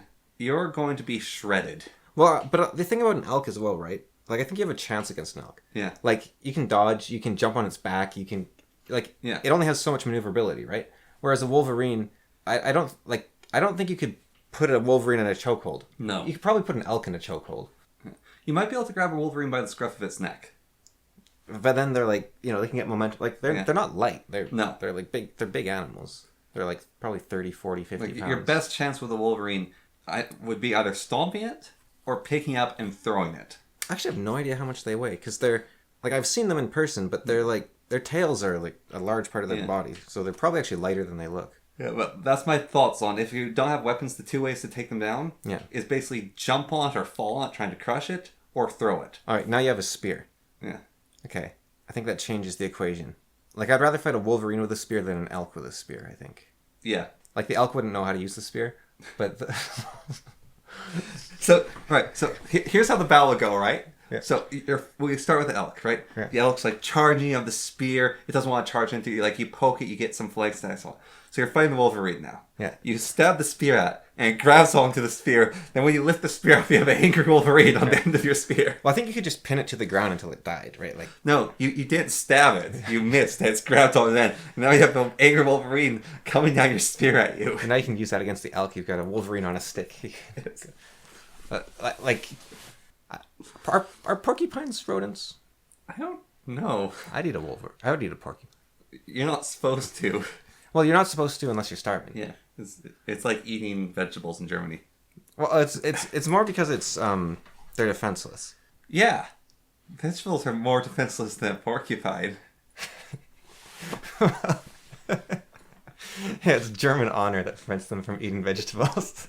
It's honor to themselves. Like, that carrot couldn't defend itself. How dare you? I mean, vegetables, they got a lot of defenses. It's just we're really good at avoiding them. Yeah. So I think, it's just they should get better. Like, a good scrub. Like, there's No, poison. get good shrub. Yeah. But there's poisons, there's Spikes. there's deception, there's hiding underground. Yeah. But Falling on you.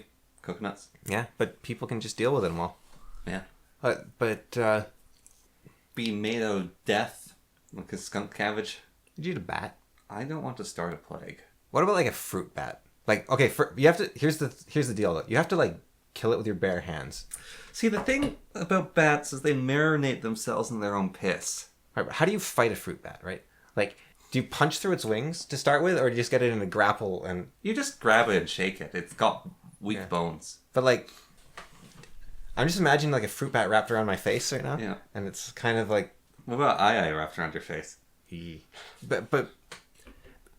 But I think a fruit bat would be I think being enveloped in bat wings would be really unpleasant. Probably. Especially if they get stuck in your hair. Well, I don't think a fruit bat would get stuck in your hair. It more like gets stuck over your body. But they're not. Fruit bats are not carnivores. No. I assume No, they based on the eat name. fruit. I'm not sure because sometimes it's deceptive. Like I thought bats were mostly carnivores, but I don't know. I assume fruit bats eat fruit. Yeah. But like that's kind of like eating a fox, right? Like they've got those weird monkey fox heads with those horrible noses. Yeah. You think like I wouldn't want to eat a bat nose. No. Apparently the Russians were really into moose noses when they came to Canada. They would like stick them on a stick and then they'd roast them over a fire, and it's kind of like nuts. Like you could. Ugh. They'd have like a big stack as like snacks. Like, don't knock it till you tried it. No, I'm not trying it. Moose nose on a stick over a fire. It's like a chestnut. I want to pivot Okay. and talk about Caiaphas Cain. He's like genetically modified, right? I don't think he'd taste very good. So I've been reading through the Caiaphas Cain novels. Yeah. And they're very formulaic. Yeah. And the author uses the word sanguine too much. Yeah. I think that's typical of Black Library authors, actually, is they find like a couple words they really like and overuse them. Yeah. And they sound kind of fancy. But one of the things I've concluded from the Caiaphas Cain novels is the Imperium aren't the bad guys. Well, keep in mind the context of the Caiaphas Cain novels. Yes. They're imperial propaganda. No, they aren't. They're Caiaphas's memoirs Oh, I guess, yeah. that are annotated by the Inquisition. Only Inquisitors can read them. What about that time those commies tried to mind control them and they resisted and started a war? So If they had just accepted the commie mind control, they would have had peace, right? here's the thing about the Imperium. So there's actually a point in one of the Caiaphas Cain novels where he's very flippant about this, and it's an interesting part. Where he's have you read most of them? All of them, I think. Okay. So minor spoilers to the Caiaphas Cain novels, although one thing you can kind of know about them is Caiaphas Cain can't die. because they're his memoirs. Yeah. Well, they're all written after he's dead, though. They're annotated. The writings are his own narration. Amberley's annotating his own Yeah, memoirs. but it's after he's dead, so he could have died in any one of them, I think, right? Because they're not in chronological order. No, but he has to write them himself. It'd be a different narration because it's a first-person narration by Kifskin. I thought she wrote some of them, possibly. Not that I've come across so far. Yeah. Anyway, so Caiaphas is teaching at the Scholarum. Yeah. So this is where the Astra Militarum's specialists get trained. And they're hiking up on a mountain, and he's describing the Scholarum looking down at it. And it's like there's the Sisters of Battles are doing some training. He's some things. And he sees a truck coming with prisoners for live fire practice. So these are condemned prisoners being brought to the Scholarum to train people in live fire practice. That is awful. Yeah. And he's so flippant casual about it. But then I was thinking about it. You can't let prisoners live in the Imperium. Yeah. You actually can't. Because if you're a prisoner, you have nothing left to lose. So you worship chaos. Yes. And that's bad. That's really bad. And you think about the realities of the Imperium. So Caiaphas is terrified of the Tau. He's terrified of them for multiple reasons. One is their technology is absurd. Yeah. He calls it techno-sorcery. And he sees like their railgun, like one shot from a railgun takes out a tank. And so he's terrified of their technology. He's also creeped out that they're not racist. Well, that's one thing. But also, he's terrified of their ideology. Yeah, their communism, basically. He explains it in the main book of why he's terrified of it. Is humanity needs the imperial truth. It actually needs it. Because there's a problem the Tau have encountered in more recent novels. Which is, so there's a Tau spaceship that's flying along. It had some human Tau serfs in it. And some Tau in it. And they basically got into trouble. And this giant blue 6-star Tau entity came out of the warp and saved them. Yeah. The humans accidentally created a greater good god. Because there's so many humans now in the Tau Empire. And humans can't help themselves. Right. And so, because they're not focusing on the imperial truth, their focus is on the Tau. And that's the best result of humans not focusing on the imperial truth. Is you get a Tau god. And the Tau are disgusted by it. Because the greater good isn't a god. It's a concept. But that's like the best outcome you could get from having humans in a Tau Empire. Like, they could very easily... Like, the Tau are... That's the thing that's fun about the Tau is their naivety. Is they don't know what they're dealing with. Like, they tried to do some diplomacy with the Dark Elves. And so the Dark Elves were like, alright, send us some delegates. And so they sent them some delegates. The Dark Elves said, send us some more delegates. And Tau's like, oh, this must be going well. So they sent them some more delegates. Send us some more. Like, okay.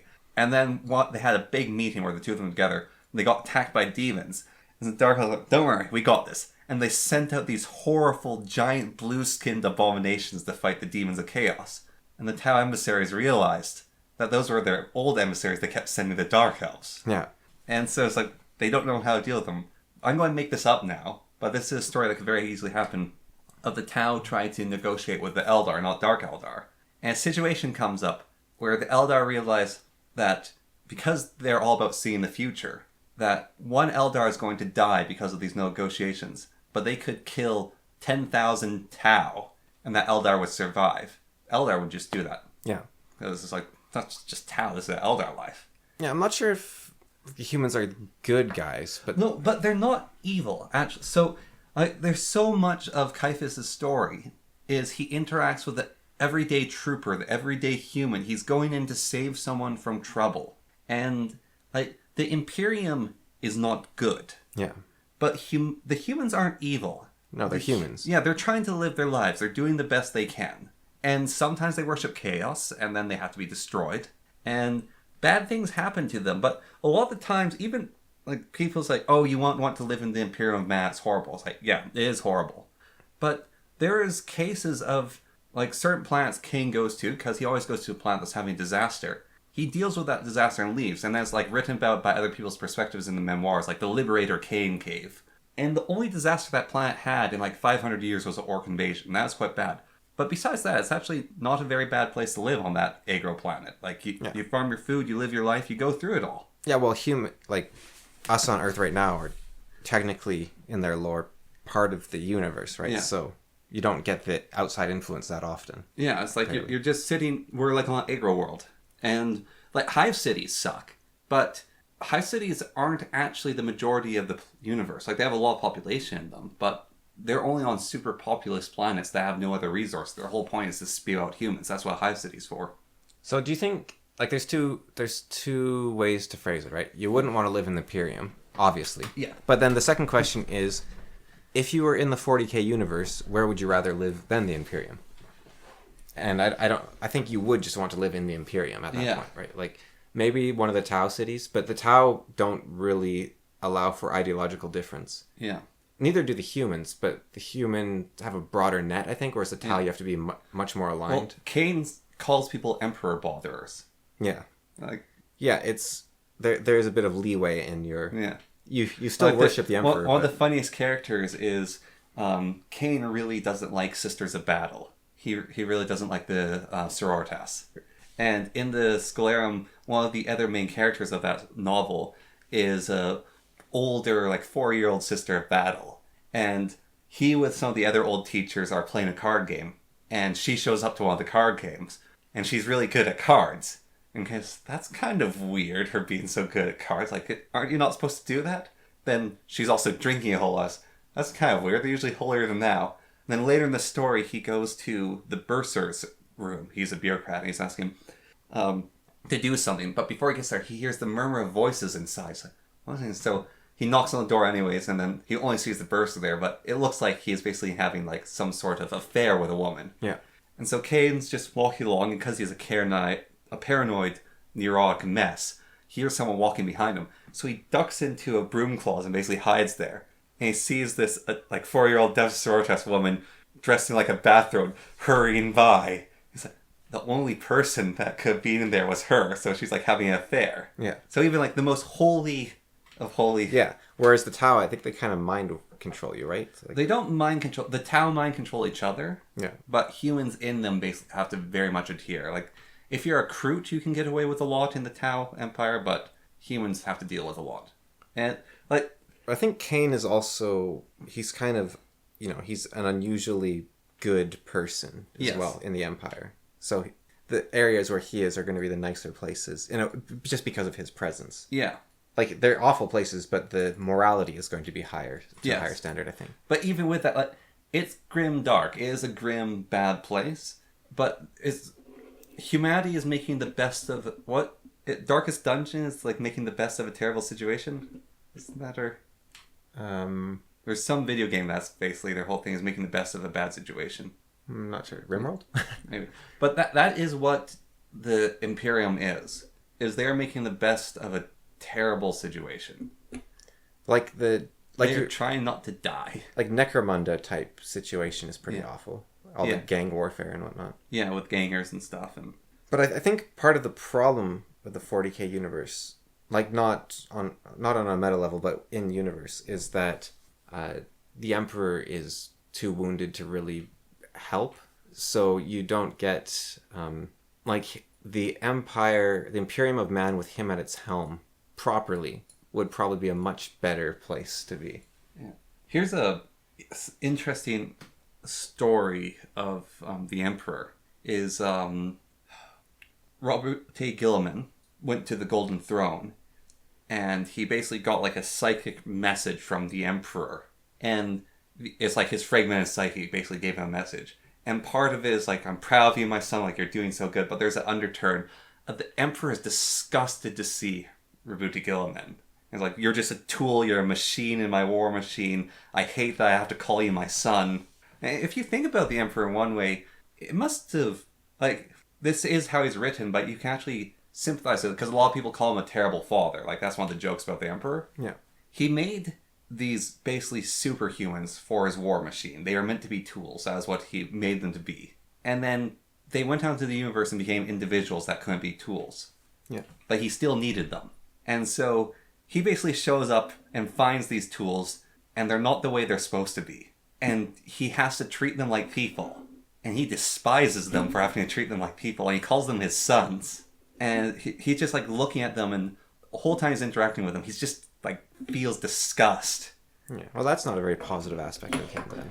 No, it's one of the sad, dark aspects of him. Well, the other thing is he's very anti-religion, right? Yeah. Like he's a massive atheist, and I think it is interesting. I don't know how much this was on purpose and how much it was just the collective. For some reason, Warhammer has managed to. Right, via committee?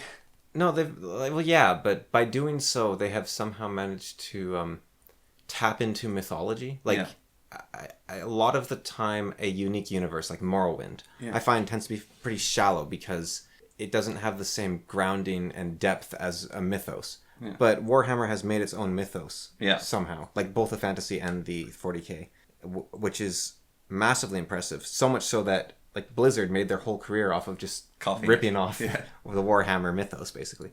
Yeah. But the Emperor went on.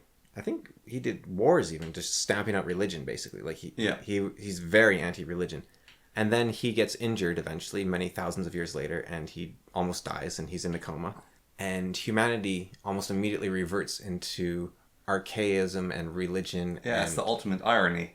But it's more than ironic. It's actually saying like, look, humans need religion, right? Like you. I actually think it was his mistake. I think he should have... Like, I know he didn't want people worshipping him, but I think he should have let them. I think that was his mistake. He would have gone to keep one of his sons, one of the traitor legions, if they kept worshipping him, of the word bearers. Can't remember that guy's name. But the Emperor's story is a story of tragedy. Like, I think one of the saddest moments of his whole story is Melchidor the Sigillite, because Melchidor is also a perpetual, so him and the Emperor are immortal. They've been friends for hundreds of years. And the Emperor's injured. He can't sit on the golden throne, and someone needs to be on it. And so Melchidor sits on it. And the Emperor goes into the room and he's horribly injured from, like, this is a different fight. And he sees Melchidor sitting on the throne. And Melchidor held on long enough for the Emperor's return. And then he sees, like, his best friend disintegrate before his eyes because he wanted to fulfill their vision. And despite that sacrifice, everything still happens to the Emperor. But even then, despite that sacrifice, humanity survived the Horus heresy. And they still fight on. And despite all the horrible things they have to do and all the horrible things happening to them, humanity still stands with the Emperor on the golden throne, keeping them. And yeah, and the universe is. I'm tearing up a bit because it's not even like I'm invested in Melchidor. It's the story, like you said, the mythos. It's this concept itself of the thing. It is more real than real. It's the it's Lancelot holding. Well, there's a real story of a samurai who held a bridge against an army, and it's that story, right, where he sacrifices himself and everyone escapes because he did it. Or it's this, it's the Roland kind of fighting the army. Roland fighting the Moors. Yeah. Or the Swiss Guard, all but 42 dying in the first assault. Yeah. To protect the Pope. It's the sacrifice for someone you care about, and and I think that is part of the reason why the Warhammer mythos does work, is because they do copy or steal from real myths all the time. Yeah. That like I can't actually see I can't see the Imperium as evil, and I can agree with the statement that there's no good faction, but humanity is definitely a good guy. It's like Caiaphas Cain is a good man. Yeah. And there's a lot of good people that Caiaphas Cain works with. And a lot. Well, I think... And even that, so, like, reading the book about the Necrons, that is such an interesting story, because it focuses mostly around one planet that the two Necrons are fighting over.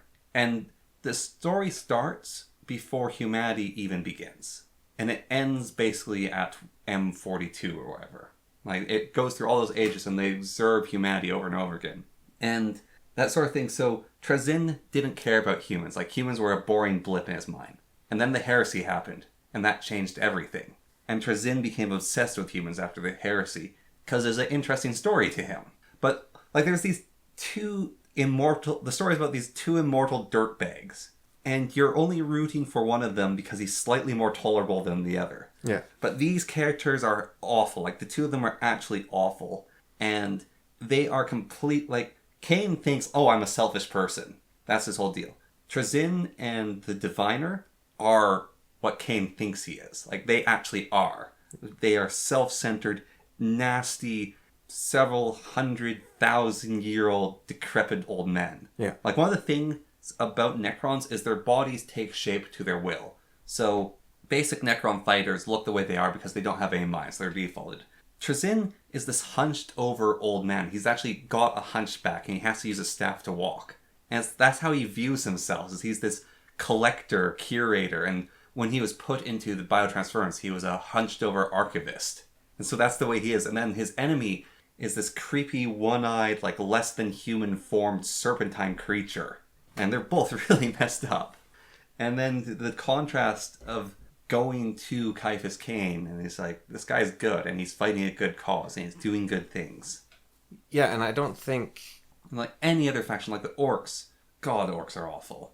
Like, Well, are they? yes. Isn't that just like different morality, really? Like they're just their purpose is to fight, Yeah, I hate their morality. but it's not. They're not like the metrics. You The orcs, if you go by a human metric, then they're a very bloodthirsty race, right? Yeah. But if you go by an orc metric, then they're just being orcs. Yeah. They're just being lads, right? Yeah. So it's kind of humans are the best because they're humans. One of the cool things that Trazyn Books actually does is when he captures people as Tesseracts, he throws them literally like Pokeballs. Yeah. And what happens, the scene will describe of there's like this war going on. And then like this dark elf will be talking about her perspective. And it's like, oh, this enemy is way more fun to fight. And one of the things that he captured was a bunch of orcs with rockets strapped to their back. Yeah. And so he throws the orc out, and it's going from the orc's perspective, and it's like, fighting tinnies is all good. That's what they call Necrons.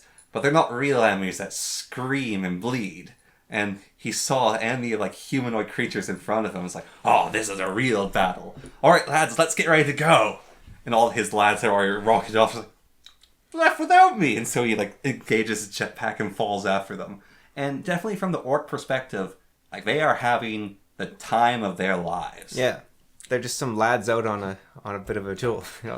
How they do it though is like they bully, kill each other. And dark elves are actually just the worst. Yeah.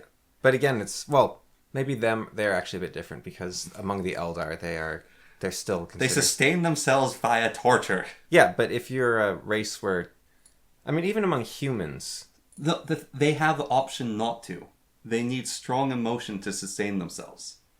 Right. Otherwise they get consumed by Slaanesh. But humans don't have that need, and humans will still torture each other for fun and profit. Yeah. Like, Well, yeah, but the Dark Eldar chose to do torture instead of other things. yeah. That's the thing. But they still needed something to Yeah. sustain them. Humans don't need any strong emotion. Well, the Dark Eldar could also do what the Eldar do, which is have no emotions. That's the other option. Right, but that's restricting yourself. You gotta live a little. Or let your hair down. They can also do Harlequin. Yeah, go crazy. Become extreme nihilists. That's what Harlequins are.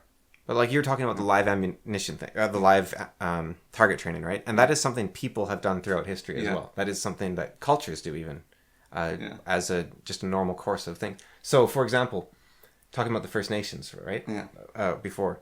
So one of the things they would do up here, I think it was the Tlingit that would do this. If they captured prisoners, they wouldn't take male prisoners typically. The only reason they'd take a male prisoner would be for slavery. Yeah. But otherwise, they only took women and children as prisoners. But for what they would do with the men is they'd stick them on the beach. I think it was on the beach often, and they'd cut open their stomachs while they were still alive. Yeah. And then they'd get the children to come and pull out their intestines, and you would get. The idea was that whoever inflicted the most suffering and pain was doing good. So you'd get like sticks you could poke them with as well and then they would also use them as live target practice. Yeah. They'd shoot them, and these are humans, right? This is and it does present an interesting issue sometimes to me because you talk about a loss of culture, right? Yeah. And you say, okay, do you want your culture back? And you say, well, no, not those parts. But then again, I think of Chief Isaac, right? Yeah. And he said, let's learn from each other. Yeah. And you could argue the First Nations were in the North. They were basically like the Japanese. They're amazingly adaptable.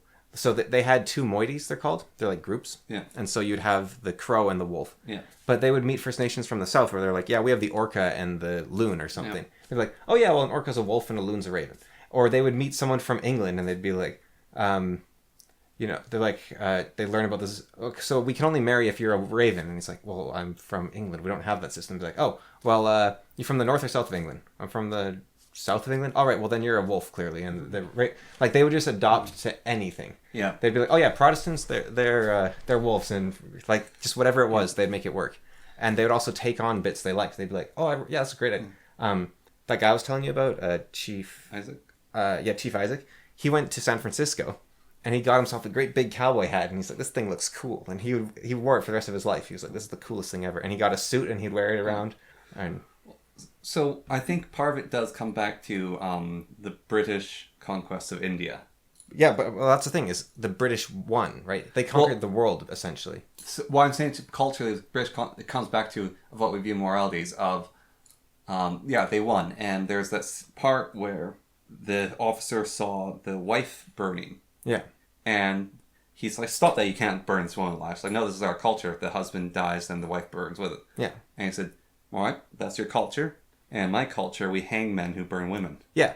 But the British won. Yeah. Right. So you could argue, let's say there's a world where the Tlingit conquered the world. Yeah. And they're like, you keep people prisoner? What are you, psychos? Like, you got to torture them and shoot them. So how else can they show where honor? I was going with that is what you're saying, like the orcs from their perspective, the orcs are lads. Yeah. Is the humans are humans. That's actually one of the ultimate arguments of there are no good guys. Yeah. Is the humans are the humans. Yeah. And is humanity trying to not be eaten by demons, tyrannids, tortured by dark elves, killed by necrons. Yeah. But if you... weirded by Taus. And the thing is, we are humans, right? Yeah. So we'll look at... So I guess what it really comes to, in a way, is as a human, if you look at the 40k Imperium and you think anyone but the humans aren't the best, then something's wrong with you. Because clearly the humans are the best because we're human. Yeah. And everyone else has their own sense of morality. But the other thing is, even despite the detestability, I think what I wanted to say is despite the detestability... Yeah. They're doing it for a reason. They're doing it for a reason, and they're actually not as bad as people like... the extreme people who are fans of Warhammer, but they only watch lore channels or whatever, or their friend talked about it, or they've only watched text-to-speech. Yeah. So that's fine. There's nothing wrong with that. But it is not this, like, oh, if you step out of line, you'll be killed. It's like, in some situations, if you step out of line, you'll be killed. In some situations, you are a serf on a hive world, and the laws will be draconian, and they will ruin your life. Yeah. And there's nothing you can do about it. But other times, if you were to roll the dice and end up in Imperium, you will be on a pleasure world, or you'll be on an agro world, or you'll be on an ice world. Yeah. And maybe a Tyrannid ship will crash into your planet, and you pray to the Emperor that Kaitis Kane will come and save you. Yeah. Or just one of the Astartes or something. Yeah, Astartes chapter shows up. Even then, like, on the Astartes, like, oh, if the Astartes show up, they're going to kill everyone on the planet because there's gene stealers. Yeah. But they actually don't have to kill everyone. They have technology which can figure out if someone's a gene stealer or not. And so, if 50% of the population is infected by gene stealers, yes, you have to kill that 50%. Well, I think the existence of the Death Watch shows that the Empire isn't senseless, right? Yeah. Because the Death Watch goes in to a gene stealer or chaos cult, and they're kind of like a SWAT team, right? Yeah. They kill everyone, including tons of innocents, right? Yeah. But the alternative is that they get one of their, what are they called, Black Suns or whatever? They get one of their spaceships that can annihilate a planet, and they just blow up the whole planet. But that isn't their first course of action. That's their last course of action. Their first course of action is to send in the Death Watch to clean things up and hopefully save what few people they can. Yeah, and if the Death Watch is not good enough, you might get saved by Silver Knights. Now, there's a joke about that. It's like, you're getting attacked by demons. Astartes showed up. They're silver. It's sort of like, you're getting attacked by demons, it's the scared face. Then Astartes show up, it's the happy face. There's silver, it's the sad face again. Yeah. Yes, the Grey Knights are going to kill you, but it is the best option in some ways. So, think about this. So, you're an Inquisitor, right? Yeah. And there's a planet that is going to fall into chaos. It is actually going to become a chaos world. Yeah. Like, it's going to fall into the Immaterium. There are millions of people on it. So, these are your options. You can fly your spaceships down there and save a couple thousand civilians. Yeah. If you do this, the planet will drop into the warp. Yeah. But these civilians will be saved. They might have chaos cults among them, but you can probably sort that out. Yeah. Or instead of sending your ships down there, you have enough time to exterminate the planet and kill everyone on it. Yeah. What do you do? Right. But you're saying that the Grey Knights will kill you, so how does that make a difference? Or are you saying they won't always kill you? No, it is better to be killed by a Grey Knight than to fall to chaos. Maybe. Like, you can take your chances in the warp, win. Well, so you're the Inquisitor. Like, what do you do? Right. Like, do you save those people or do you exterminate? But you're saying you don't save them if you send the Grey Knights. No, I ignore the Grey Knights for now. Like, this is like those people you will save and they will live. Yeah. Well, yeah, then that makes sense. But then you're saying that in context of the Grey Knights, which will kill you. You've been exposed to chaos in the Grey Knight's eyes. Yeah. And the Grey Knights are only sent into situations where it's basically the place is completely overrun. Well, then I think that's very like Bjorn Lomborg, right? Where you think you know the outcome of the... Yeah. Like, only the Emperor knows the future. So I think, Fair you just... I don't know. Why don't you just... If the world's going to fall into chaos anyways, why don't you stick Silas Kuchar on it, and then he can go into chaos and kill Sneech or whatever. Who's Silas Kuchar? The champion of the Ultramarines? Oh, Cicado? Yeah, that's the guy, yeah. You know that the leader of the Grey Knights is in the warp? Yeah, so you can survive in the warp. He's the leader of the Grey Knights. Yeah, but, you take your chances. He could do it, why can't you? But... Or what's the guy, Cicado, you said? Yeah. Yeah, like, he could probably kill... Like, aren't the Kitans stronger than the Chaos Gods? And he killed the Void Dragon, right? It was a shard. I think originally it was the Void Dragon. I'm pretty sure he killed the Void Dragon. That's the problem with the multiple writers. So, like, what's stronger, a Kitan or a Chaos God? A full-blown Kitan is stronger because they can eat a Chaos God. Yeah, so, boom. Send the Ultramarines in to take out all the Chaos Gods. Problem solved. Well, Or, even better, you get that one Chaos Cultist dude, the Immortal dude, right? And you trick, like, Nurgle into killing him. It's not how it works, but what I was saying is you might want the Emperor's Mercy if you've been exposed to chaos. Right. Like, that might be a better option than eking out the rest of your existence for, like, the next 200 years and then dying. Yeah. And going to the warp because it's infected you. It might be better for a Grey Knight to shoot you with holy fire, so... Like, the whole thing of... you have a witch, right? Yeah. And you burn her at the stake. Yeah. And if it's a witch, then you kill the witch. If not, then they're going to go to heaven. Yeah. They actually know this in the Empire. Well, again, I think that's very, very Bjorn Lomborg, where you think you know it, but you don't actually know it. Like, nothing is certain, right? Fair enough. Like, the Emperor's a atheist, right? So it's like, where's heaven in that equation? If the god of your civilization is an atheist, like, you're not going to heaven. So, I'm afraid, though, that you have been found to be a heretic with these statements, so... Yeah. Not placed. Well, and you will have to be executed via firing squad. Yeah, actually, You are speaking dangerous words against the imperial truth, citizen. But yeah, like, I don't, just me and institutions. I don't have the same boot-looking faith as your average imperial citizen, maybe. They just think that the sun shines out of every orifice of the emperor. It does, you heretic. I did hear one fun fan theory about Caiaphas Cain. Yeah. So one of the most important things that he did is help stop one of the Black Crusades. I don't know what those are. That's where Abaddon comes out of the warp and attacks the Imperium. Is he the angry dude? Abaddon, the spoiler. He's the leader of Chaos, Undivided. Oh, so he's like Archon. Yes. Okay. Yeah, so Caiaphas Cain, basically, in the second defense of Perlia, he stopped a guy who was an incredibly powerful psyker who had the ability to mind control people. Yeah. Him and Jurgen stopped him. And this guy... That was that Slaanesh cult Yeah. Not Slaanesh. This guy was probably more Slaanesh. Okay. But he was trying to get the Shadow Light. Wasn't there a Grey Knight in one of the Caiaphas Cain stories? No, not that I've read so far. I thought it was in the Slaanesh cult they infiltrate or something. Not that I've come across it. But, so, basically Caiaphas Cain had this destiny, let's say, to stop this psyker. Yeah.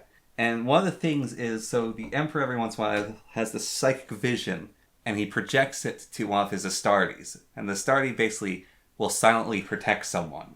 And so one of the theories is sometimes the Astartes do it without anyone noticing. I don't know how, but apparently they can do that. And so Caiaphas Cain basically has a giant Astartes following him around. That's why he's so lucky. Is it's getting him all those bad situations and staying perfectly hidden until he can fulfill his destiny.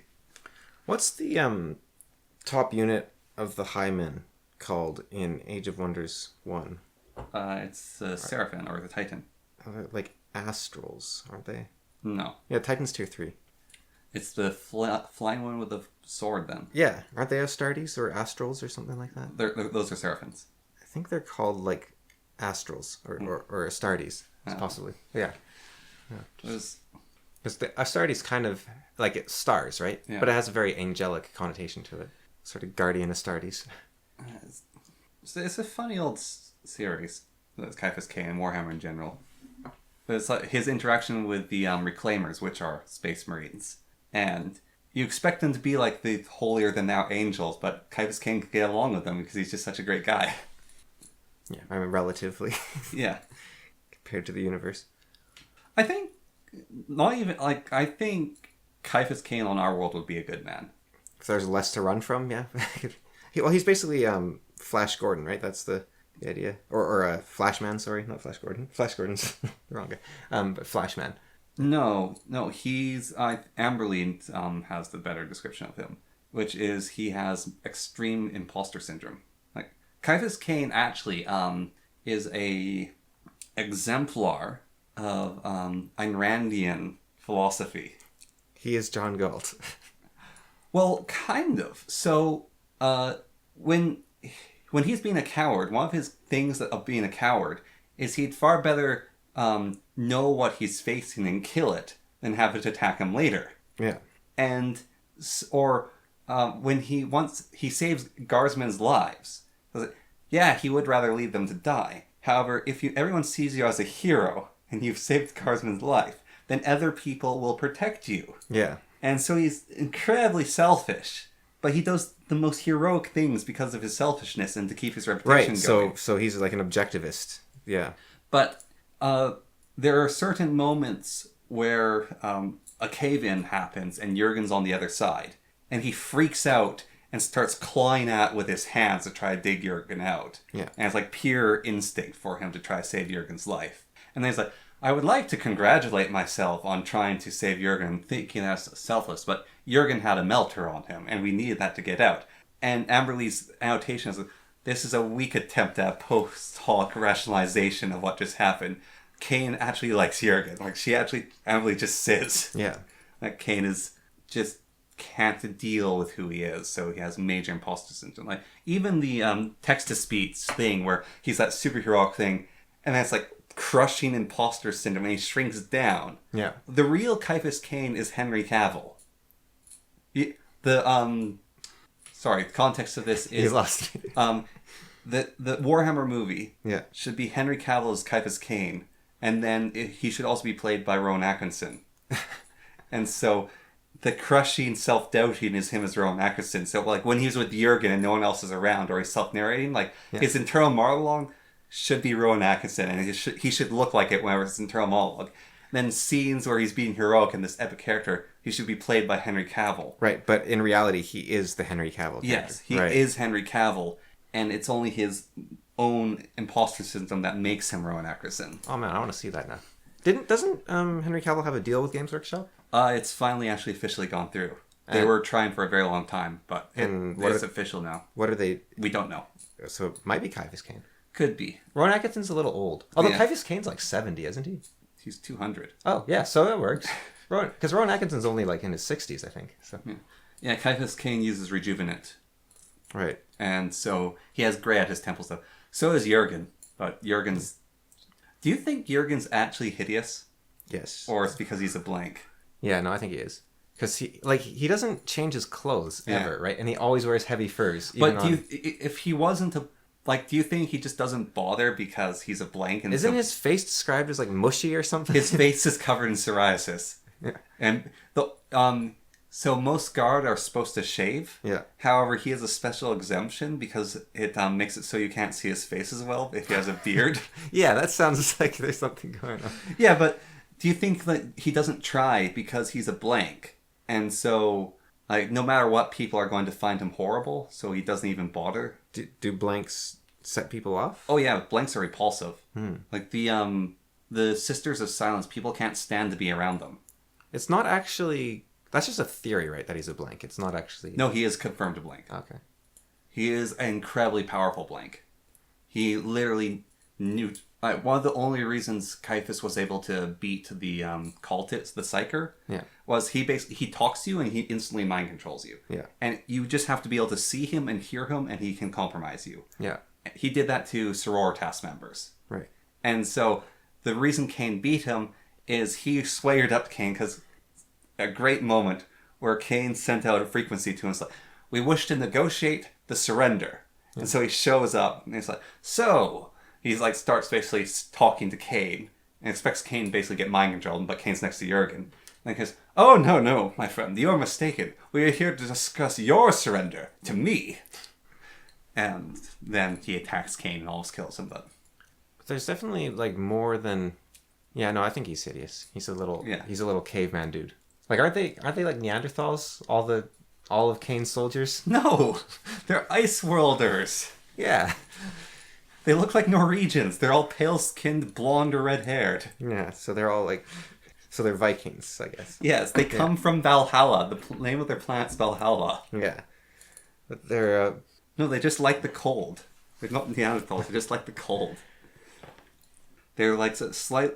They are actually added humans, though, because they can tolerate the cold a lot better than normal humans, so they're probably mutants to some degree. Duncan plays as, like, ice worlders, doesn't he, in Duncan Jones of the Yogscast? I don't know if his Imperial Guard are ice worlders. But, like, he's got that dude with the wolf and the... No, he plays as Space Wolves. Oh, Space Wolves aren't normal... They're Marines. Oh, they're just... They're Lehman... not Lehman Russ. No, they're Lehman Russ's Space Marines. And do you know what's special about the Space Wolves? Unlike any other chapter, they fuck. So it's described as. I don't know what that means, but... It means they have sex. Aren't they, like... They're incontinent. They can't have children. No, that means that you can't hold in your pee. It also means you can't have children. No, that's infertile. Okay, they're infertile. Yeah. Yeah, they are infertile. And they've got diapers, apparently. No, they're not incontinent then. Right. But, yeah, they drink... They actually... What makes them stand out is they actually enjoy life, unlike other Space Marines. And the, what would you call it? Like the puritanical version, the opposite of the puritanical. Like they gamble, they drink, right. They have feasts. Like hedonism. Yeah, they have relationships. Like normal Space Marines are, I'm going to pray to the Emperor, I'm going to practice my swordsmanship, I'm looking forward to the next fight. Where the Space Wolves are basically giant Vikings who also turn into werewolves every now and then. They can turn to werewolves? Yeah, so Lehman Russ has really unstable gene seed, and so certain Space Wolves turn basically into giant furry Space Marines that are werewolves. And they're incredibly chaos resistant and kind of insane. So basically what you do is once they've like gotten really old and messed up, you basically just unleash them onto a battlefield and have them die gloriously. So like in Blood Bowl? Yeah. Yeah. like the... Yeah, they're basically the skin wolves of the Space Marines. Right. It's kind of weird. Yes, and everything they have has wolves in it. Like they're wolf weaponry. So one of the new models was released, and it had a wolf helmet, and a fan took the helmet and put it on the shoulder pauldrons, elbow guards, made his gun out of that helmet. So it was basically everything he had was just wolves. Yeah. I would highly recommend Caiaphas Cain novels, though. Yeah? Very good. They're pretty good. They're like Flashman, I guess. What's Flashman? That's what they're based on. Okay. Yeah. And I would recommend... it's about a explorer in the African wilderness. Okay. Who's very much like Caiaphas Cain. Yeah. And I would recommend also the Divine and the Infinite. Or the Infinite is Divine. Although he goes around and he's not a very nice person, Flashman. But the Trazyn book, like the Caiaphas Cain books are fun. And they have a very good formula, and it's a fun stories. The Divine and the... Like, if you want a story about... Not a bad guy winning, but a story about an actual bad guy, that's really well written and you can find yourself rooting for them, then the book, Trzin's book, is good. Like Corbel, Broach, and Botchelin. That's Yes, it's like that, actually. Right. That's a good comparison. It is funny as well. It's quite funny. I'm suspicious of any. It's not as funny as Corbel, Broach, and Botchelin. I'm suspicious of any Warhammer book recommendation because I view Warhammer kind of like anime, where you've got the fans of it, but then you actually look at it and it's all garbage, right? And there's like 2 good examples maybe out there, and no, maybe those are the 2, like Caiaphas Cain and the Tristan. Because I read William King, who is the Felix and Gotrek author, who's supposed to be like the best author for Warhammer stuff, and I do not like his books. So, let me give you this reassurance and argue for my own credentials. Yeah. Well, you like anime, so your taste is suspect. Why I can like anime is because I'm a very slow reader. Yeah.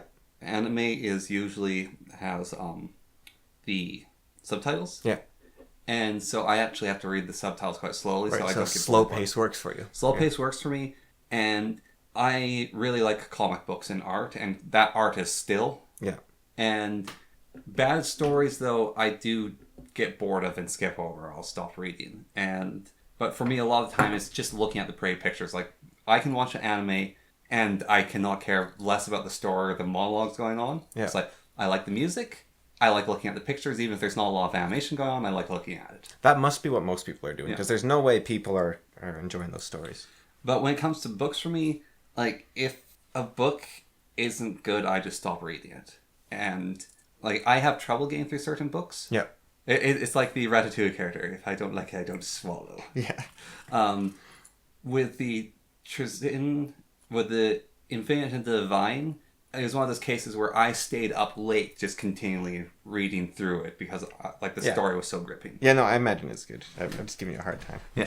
But I'm arguing my credentials. I'm just making fun of nerds. But even when I said, like, there's certain parts of the Caiaphas Cain novels, I know you've read them. Yeah. Where, like I said, the author, I think it's a woman actually, uses sanguine. Yeah. Far too much. And it confuses me because when I think of sanguine, I think of blood. Yeah. And the author's using sanguine for a different meaning. Right. Are you listening to audiobooks? Or? Yeah. Okay. Yeah, I think it can mean, Actually, the Caiaphas Cain audiobooks are really good in, like, if you're listening to audiobooks, Caiaphas Cain, I think if you want to do Caiaphas Cain, I think the way to do it is audiobook. Because what they do is, like, this is audible, read to you by whoever. It's like, this is Caiaphas Cain, read to you, and it's the main reader. And then the annotations by Amberley are read by a different reader, and it's like a woman. Yeah. And then whenever she takes a different sample to put, like Janet Solett, the general that Caiaphas hates, it'll have a different reader. And I was like, okay, this is kind of cool. And then one thing is like, I've supplemented this with a radio broadcast interview. And then the audio changed to, like, old-time radio. And it's like, people are shouting, it's like, can I get a word in, Caiaphas? Can I get a word? And, like, they're trying to talk to him, and they actually, like, do some audio play work. Or there's, like, these 2 generals talking. There's 2 different voices going on. And then the third guy runs in and goes, that's enough from you. And he, like, kicks him out of the room. And so they actually had some fun making them. That's cool. And if someone had some fun making a product, like, it's not always going to be good, but it can be nice to have that. Yeah, no, it's fun to... I like the Hitchhiker's Guide, like a radio show. Yeah. Yeah, it's a bit like that. Yeah, or like the like nowhere War of the near. Worlds. Yeah, nowhere near as much the effort, but like it has a small amount of that. Yeah, and it's a neat thing to do. Yeah, let me put my thoughts together correctly. There's a reason why people like Trzin the Infinite. It's like there's only so much distance you can get of, haha, it's a funny skeleton man who captures people in Pokeballs. Yeah. Like there's only so much that can give you. But the book actually is why he's popular. It is what drives it. Other people can go, oh yeah, there's this funny character, it's Trzin the Infinite, he captures people and holds them in stasis. And that's like their brief summary of it. But the story is actually good, and there's a reason why he's compelling and why he's so popular, even though he's a soulless Necron. Did you read the Codex Alera? No. By Jim Butcher? About, like, the Roman legionaries who No, I bind... didn't. Okay. Because the whole point of that series, like, you know the story of it was a bit, right? But his point was actually that the plot hook doesn't matter. Yeah. It's the writing moment to moment that matters. Yeah, exactly. And that's the thing that I think is the thing with the Trzyn books. Which it's a very unique story because it is written from the perspective of an immortal. And there are two stories I have come across which do the perspective of an immortal correctly. Maybe three, actually. Yeah, I'll say there are three. The first is the Trzyn book. Yeah. The other one is the anime, which is Firen's Journey End. And then Malazan. There's that game, 1,000-Year-Old Vampire. That can do it, like, that can help you figure it out, the perspective. Yeah. I think that's, like, a good role-playing game for that. But it's, like the immortal characters in Malazan, like, you can tell they're immortal. Yeah. It's not, oh, I've just lived a long time and I'm also in this book. It's like, the Jughuts are the way they are because they're super powerful and immortal. Yeah. There's a reason why they're all messed up. And that's kind of the same thing with both Trzyn and in Frieren. It explores it from a completely different angle, which I really like with Frieren, which is how does an immortal traverse a mortal's world? Yeah, well, that's very much what the 1,000-Year-Old Vampire is like. Yeah. Where it's like every page you turn, it's like, okay, choose 3 things to forget. Yeah. And the things you forget are like my wife, my name, where I was born. Yeah. You know, it's like huge things you forget. And Yeah. And then you add 3 new things like, okay, you are now the ruler of a nation. Which nation is? And you're just like, Yeah. like the chunks of what you gain and lose are ridiculous. They're just like, yeah. And that has the forget, like, in the case of both Trzyn and Frieren, they don't forget. Yeah. And so there's like a different burden to add to that. It's like, imagine trying to make friends. Yeah. And it's like, they're so short-lived. Well, in the 1,000-Year-Old Vampire, you can't. You can make friends and then they... Yeah, but you can also you can store memories in books. Yeah, but the books can be destroyed. But the books are an item you carry, Yeah. and you can only have 3 items, and then Yeah. books can be destroyed. You know, it can be... 1,000-Year-Old Vampire can be quite tragic. Yeah, yeah. Well, it's meant to be tragic, right? Mm-hmm. It's meant to and go for a long, long time, and just go and go and go. Yeah. Yeah. Hypothetically, the game can actually run forever.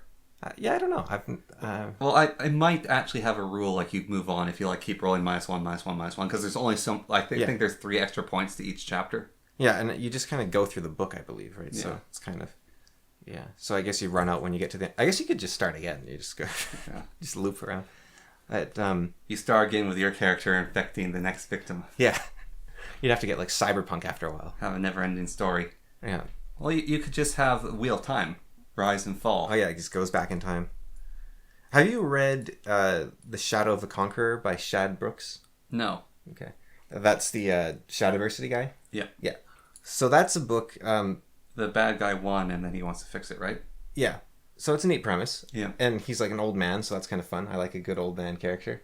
And that's basically all I know about Shadow of the Conqueror. the world, it's kind of like the Edge Chronicles. Yeah. Except it's like this giant floating... I think it might be a disc. I'm not sure. Yeah.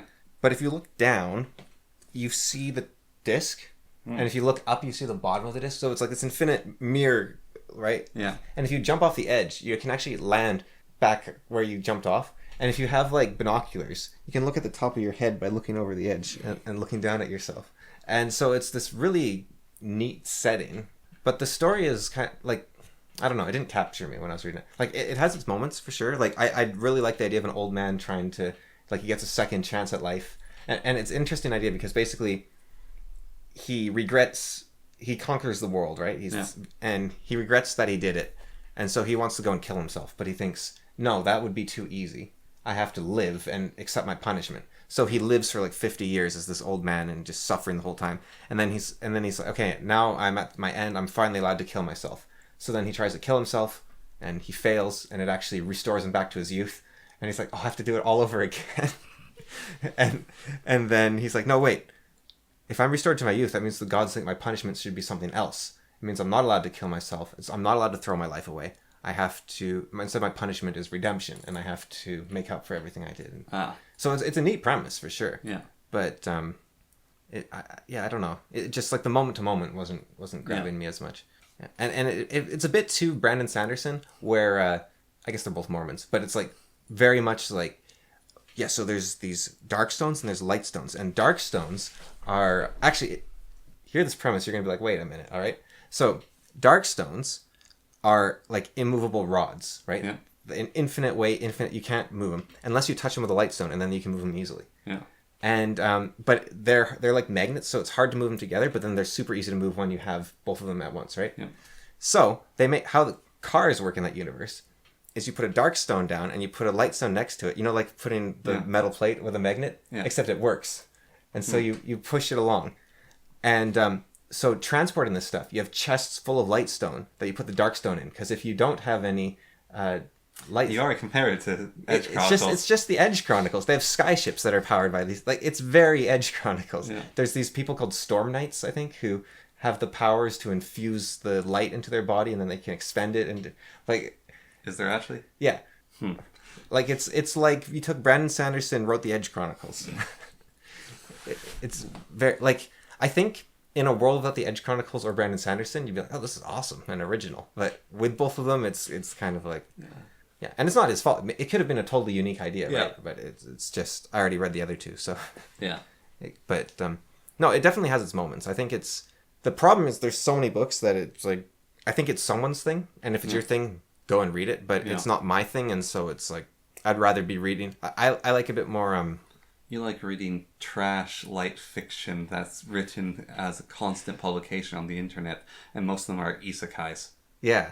Well, actually, so I was reading a book by Gene Wolfe recently, who is a famous author from like the 70s. Yeah. He fought in the Korean War. And, read an actual book, not one of these trash things you're talking about. Like an actual published book, right? So, and, I was also, like, I've just been working way too much, right? I'm just, like, sick of archery. I'm like, I need to just read, right? So basically... This little kid goes out into the wilderness and carves himself a bow, and then he gets sucked into a portal to another world. And I was like, come on. And there was this thing. It's the joke of like, oh, these people did it or whatever. Yeah. And you like know the guy in the back actually sitting there who did it first. Yeah. And it's like Western fantasy did so many isekais. Yeah. Oh yeah. Like going way back. Like Alice in Wonderland. You can go back further than that. You can go a completely true story by an ancient Greeks where a guy gets transported to the moon. Like, I mean, it's not quite, but John Carter of Mars. Yeah, John Carter of Mars. Yeah, like Jules Verne and H.G. Wells, all those guys. Like, doesn't he have two bodies, and one of his bodies is on Earth and the other is on Mars? Like, isn't that how it works? Yeah, and also A Journey to the Center of the Earth, and 20, like all of those stories. It's like you go to a different realm and you interact, or like Outlander, or Beyonders, I think it's called. The one where he gets eaten by the hippo, and it's Outlander is about a woman who goes, a surgeon from World War II goes back in time to Scotland, right? Or K.A. Applegate's Oddworld or whatever they're called. Yeah, a kid was telling me at archery about an anime he watches, which is about a Japanese airship, or no, what are they called? Aircraft carrier, which gets sent back in time to the Second World War, and they refuse to interact until they see a Japanese ship get attacked by Americans. And so they decide to participate in the Pacific War and basically take on the American army by themselves, which is the Final Countdown's plot, but from the Japanese side instead of the American side. Yeah, because... I remember watching that scene. Like, I looked at that scene from Final Countdown where they see the two zeros. Yeah.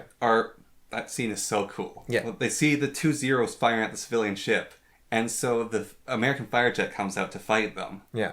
One of the reasons that's, like, I'm getting tingly talking about is those were zeros. Yeah, those are real zeros. And they crashed, like, the pilot actually crashed the one into the sea because it's like, it would make the shot. Yeah. It's like, that is kind of epic. Yeah.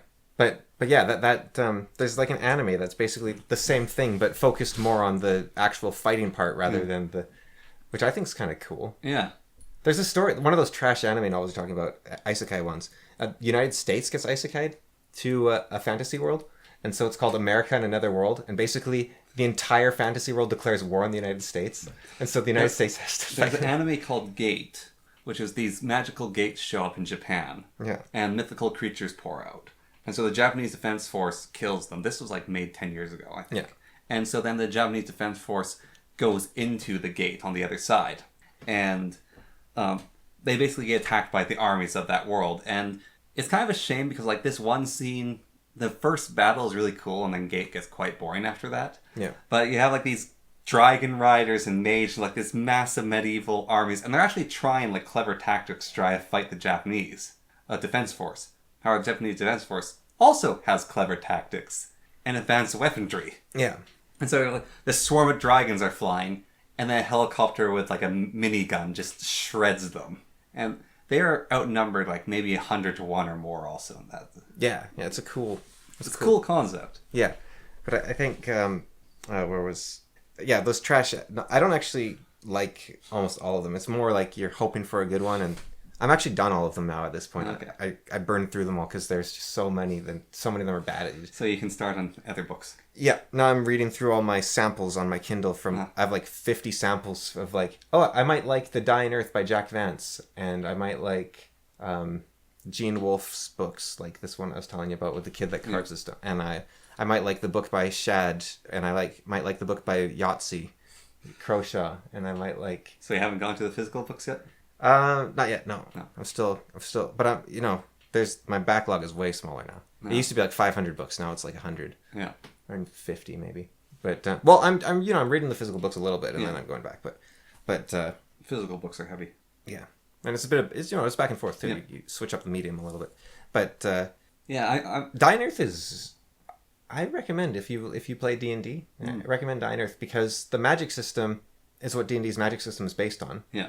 But I think what gets lost when you hear that, you're like, oh yeah, that's what it's based on. But actually, the way you get the spells is really interesting, and I think D&D could benefit from this. And like D&D's rules don't even go against this at all. It's just you don't think about it when you're unless you know it exists, right?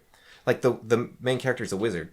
And to get his spells, he does stuff like he will capture other wizards and like torture them to get his spells, or he will trade like massive sums for the. Yeah, Ed Greenwood must have read The Dying Earth. Yeah, he's the one of the two creators of Forgotten Realm. The Elminster guy. Yeah, because his books are very much so. One of the things that Elminster will do is Salvador's the other guy, right? Yeah. So what Elminster will do is he's basically Wizard Santa Claus. Yeah. Like, one of the questions in D&D, right, is how are there so many dungeons to keep looting and treasure going? So he'll find a weak dungeon that adventurers have cleared. He will go into it, put a magic book with, like, some epic spell inside it, summon a bunch of creatures to defend this dungeon. Then he'll transform himself into, like, a bartender, go to a town, and spread a rumor about, oh, there's this ancient wizard's treasure in there. So people will go and find the joys of magic and keep practicing it, because that's his whole goal, is the more magic in the world, the more happy Elminster is. And so he's like, or he will, like, a wizard will be in his home trying to research a spell, and he just can't figure it out, so his research notes will be everywhere. Elminster will teleport into that wizard's home, and then, like, move, like, a piece of furniture to give them a hint, or, like, take, like, a note, like, have a stack of notes, scribble an extra note in that guy's writing, and then push it under the stack so they think they wrote it and just missed it. And it's like, oh, that's how I make the spell. Oh, one of the books I also read the sample was the Laundry Files, which was a lot more like Cory Doctorow programmer fiction than I was expecting. Yeah. It was very like, what do you call it? IT punk? I don't know what it's called. It's from like 2003. Yeah, they're interesting. I didn't end up buying the full thing. I didn't like it enough, but it was definitely... I liked it until the author jumped the shark. Basically, they had their whole premise. It was cool. And then a major step happened in the series of the main character basically becoming way more powerful and a kind of a different character. Yeah. And then after that, he's no longer the main character. He switches to other characters to be like, now view that guy as the scary person in the background. Right. And it's like, I don't want to read this anymore because I was invested in that character. It's also very Dilbert. Like, oh yeah. Like, it's the start of it, I was like, wait, this is my job. The main the author, must have suffered under a bureaucracy in Britain. Well, because, like, so one of his books is really a lot about, it's like basically a James Bond fan fiction. Yeah.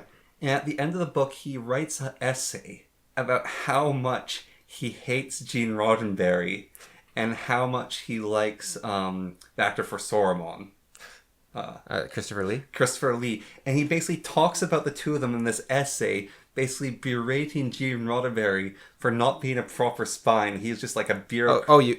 Gene Roddenberry is the Star Trek guy. Sorry, not Gene Roddenberry. You're talking about Ian Fleming. Yeah, Ian Fleming. He berates Ian Fleming for not being a real spy and being basically this bureaucrat who attached himself to things. and how poorly written certain things in James Bond are. It's like, oh yeah, I'm just reading this book. Okay, that's a good story. It's like, wait, why is there still 2 chapters left? It's just a guy's rant. Well, I think James Bond is meant to be a parody, anyways. Yeah. So, but the start of the Laundry Files, where they tell him he has to work overtime, and so he's up till like 2 a.m, and then he gets in trouble for not coming in first thing in the morning because they have a meeting at the office. Yeah. I was like, wait, that happened to me at my job. Like, this is too real. I don't want to keep going. Yeah. Because it like they. I'll get a phone call. It'll be like midway through Friday, and they're like, "You have to come in tonight." It's like, "What? Oh, fine." And then I go in, and then they're like, "Why aren't you in the office in the mornings?" It's like, "Cause I'm working at 9:30 at night." One of the But it's like the exact same thing. One of the really cool things with the Laundry File, again, this is more premise than story, is magic doesn't exist in that world. Yeah, but it does in other worlds. It does in other worlds, and things in other worlds can travel to this world, and so you just have to bait them in. Well, I love how they do the summoning right at the start, right? Where he's like, "Oh yeah, so this is a basic summoning, so all you have to do is set pi to 4, and then you can summon a lesser demon from this other realm." Yeah. So, oh yeah, just set pi to 4. There you go. Yeah, it definitely has a lot I like about it, but it reminded me. I don't know if you've read any Cory Doctorow. I can't even think of his books right now. He does a lot of like. You'll know it because he talks about computers running hot and like the engines cooling the CPU, and he's very much into that sort of thing. And the greasy screens where they've been touched a bunch, and and his stories are about hackers hiding like cargo containers. And Okay, yeah, I remember that. But yeah, it reminded me a lot of that, which it must appeal to someone. Yeah, I think it's book 2 of the Laundry Files. It might be book 1. He does exaggerate a little bit, but he goes into detail about Nazi artifacts. Yeah. And in this book, they have like the pain is great for summoning creatures. Yeah. And like death and stuff. So that's part of the reason they made those artifacts. If you actually read he actually got it from somewhere. It wasn't, oh, Nazis evil, let's just make them more evil. Yeah. Like he definitely did make them more evil, but some of the things they made were really disturbing.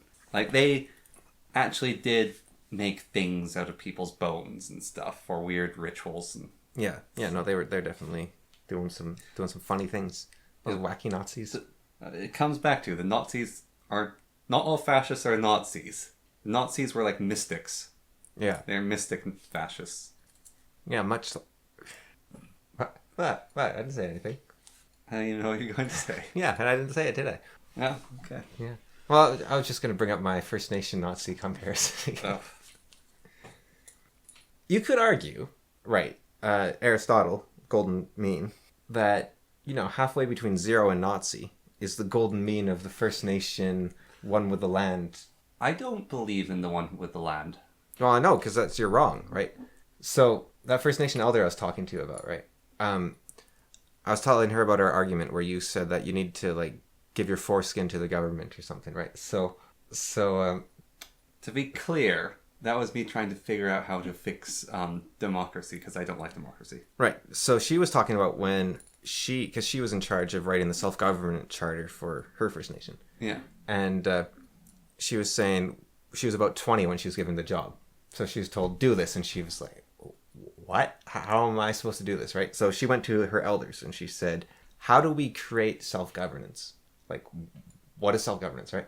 And one of the elders, like they're having this big meeting and everyone's arguing. These arguments we have, they're private. They're between us. Yeah. It's like no one else should be in on them. I feel a little bit. But that is called humor. So she said like they're all discussing, like all the 20s and 30s and 40s and 50-year-olds, they're all arguing like, how do we do this? What is self-governance? What does that mean? What does that look like? One of the elders came over and he had grabbed one of their information sheets they had. And on it showed everyone in all the different clans of that First Nation group. And then every member of that clan. Yeah. And he slapped it down on the table. And he said, there's self-governance. And he left. Qu'est-ce que c'est épéfouté? Well, so yeah, I guess okay, so this was an argument I actually came up with before I talked to her, which is your argument for fixing democracy doesn't work if you consider that an ethnic governs themselves already. So, like, by being Italian or German, like, if you're part of an ethnicity, right, then the government is in your blood, in that you have already bought into the system by being part, like, you are already part of it. So the government doesn't represent you. You are the government because you are a member of that body. right? The government is not this artificial being outside of you. It is the interplay. A government is just a social structure of the interplay of all of you, part of that ethnic. So you're arguing for ethnostates. Yes. Or I'm saying that you're... Yes. Am I? I think I Yes. am. I think I am. But I'm saying your argument doesn't work in an ethnostate because your buy-in is the fact that you are a member of it by blood, right? Yeah, but we're not treated like that because anyone can get Canadian citizenship and then vote in the system. But this First Nation charter, like, their point was, like, we are the people, therefore we are the government. Yeah, and they're allowed to have an ethnostate. We aren't. Yeah. Well, your suggestion is you send people to, like, if we're playing fantasy... Okay. My argument is the argument from Starship Trooper. Yeah. And you don't actually have to go to war. They will find something for you to do. Yeah, but can't we just have an ethnostate? Yeah, well, no bugs allowed. Well, not necessarily, because an ethnostate, not a racial state. Like, so, for instance, the Cherokee in the United States, right? Yeah. You don't get to be a Cherokee just by having Cherokee parents. And you also are not a Cherokee just because you don't have Cherokee parents. Like, the chief of the Cherokee gets to say you're Cherokee and you're not, right? Because you act in a Cherokee way. If you are... So imagine it more like... You know those little buckets with the peg holes, where like the square and the round and the circle and whatnot? Yeah. It's like, if you fit in the circle hole, then you're part of the circle ethnicity. If you fit in... So if you don't trust the government then you are part of Libertalia. And if you're... So, at the very start of Starship Troopers, yeah, this is basically like one of the main arguments he's in the class. Blessed be the Holy Book's name. The former teacher. I don't agree with Starship Troopers entirely. Yeah. I do like some points that I don't. You're much more of an all you zombies person, right? I don't know what that is. It's Heinlein book. You unsophisticated swine. Have you even read Have Spacesuit Will Travel? No. Have you read The Cat Who Could Walk Through Walls? No. Have you read I Have No Mouth and Must Scream? No. Have you read Farmstead, whatever it was called? No. Have you read Citizen of the Galaxy? No. Have you read I Will Fear No Evil? No. Wouldn't recommend it. It's not very good. The others are pretty good. Oh. This dude wrote like hundreds. Yeah. Yeah. I based all my ideology on All You Zombies, though. It's about a guy who is his own grandmother. Okay. Yeah. That is my form of government right there. A very Argentinian form of government. That's a joke. I don't know what I would prefer, but whatever. That's not the. So something given away for free has no value. Yeah. And that is even the argument against your ethnostate. Is you're given it via your birth. You didn't do anything to earn it besides the luck of the draw of your birth. You didn't commit to anything to get it. Therefore, it has no value. There must be value when it comes to voting. Therefore, you must earn it. So, there's no value in that vote. Now, I can argue against that by saying the value is in the ethnicity and the story of your people, and that has immense value, and the continuation of it is that value. And so you're... But it's more than that. Do you not have a right to drink a glass of water without me knocking it out of your hand? Right? You have control over yourself, right?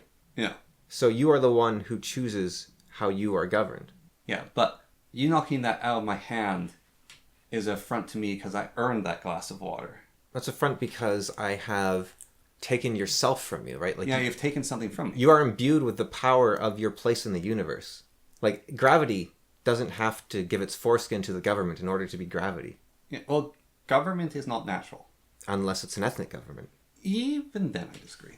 But it's just the extension of the mythos of your people. It doesn't have to be laws written in a formal British structure, right? It could just be, this is the way the universe is because we have learned to speak to it and it is so, right? In the beginning. Yeah. All living things were ruled by the Elven Court. But the Wizard King Antioch. Yeah, but in a different beginning. Man was sovereign. Yeah. Unto himself. Yeah. However, it turned out that man needed woman. Yeah. I'm going to interchange man as man's humanity, and then also going to use it gender. And everywhere he is in chains. Yeah. Man is born free, and with women everywhere he is in chains. No, that's not what this is. John Locke Tate. But so the sovereign, man and women are the yin yang. Yeah. So man and woman together can be sovereign, but sometimes when a man goes hunting, he gets sick. Yeah. And he can't feed. And another man might be able to feed him. Yeah. Thus is advantageous for that man to feed him. Yeah. Because in the future, that man may be sick, and then they can feed each other. Yeah. And also, the two of you together can take down a bigger game. Yeah.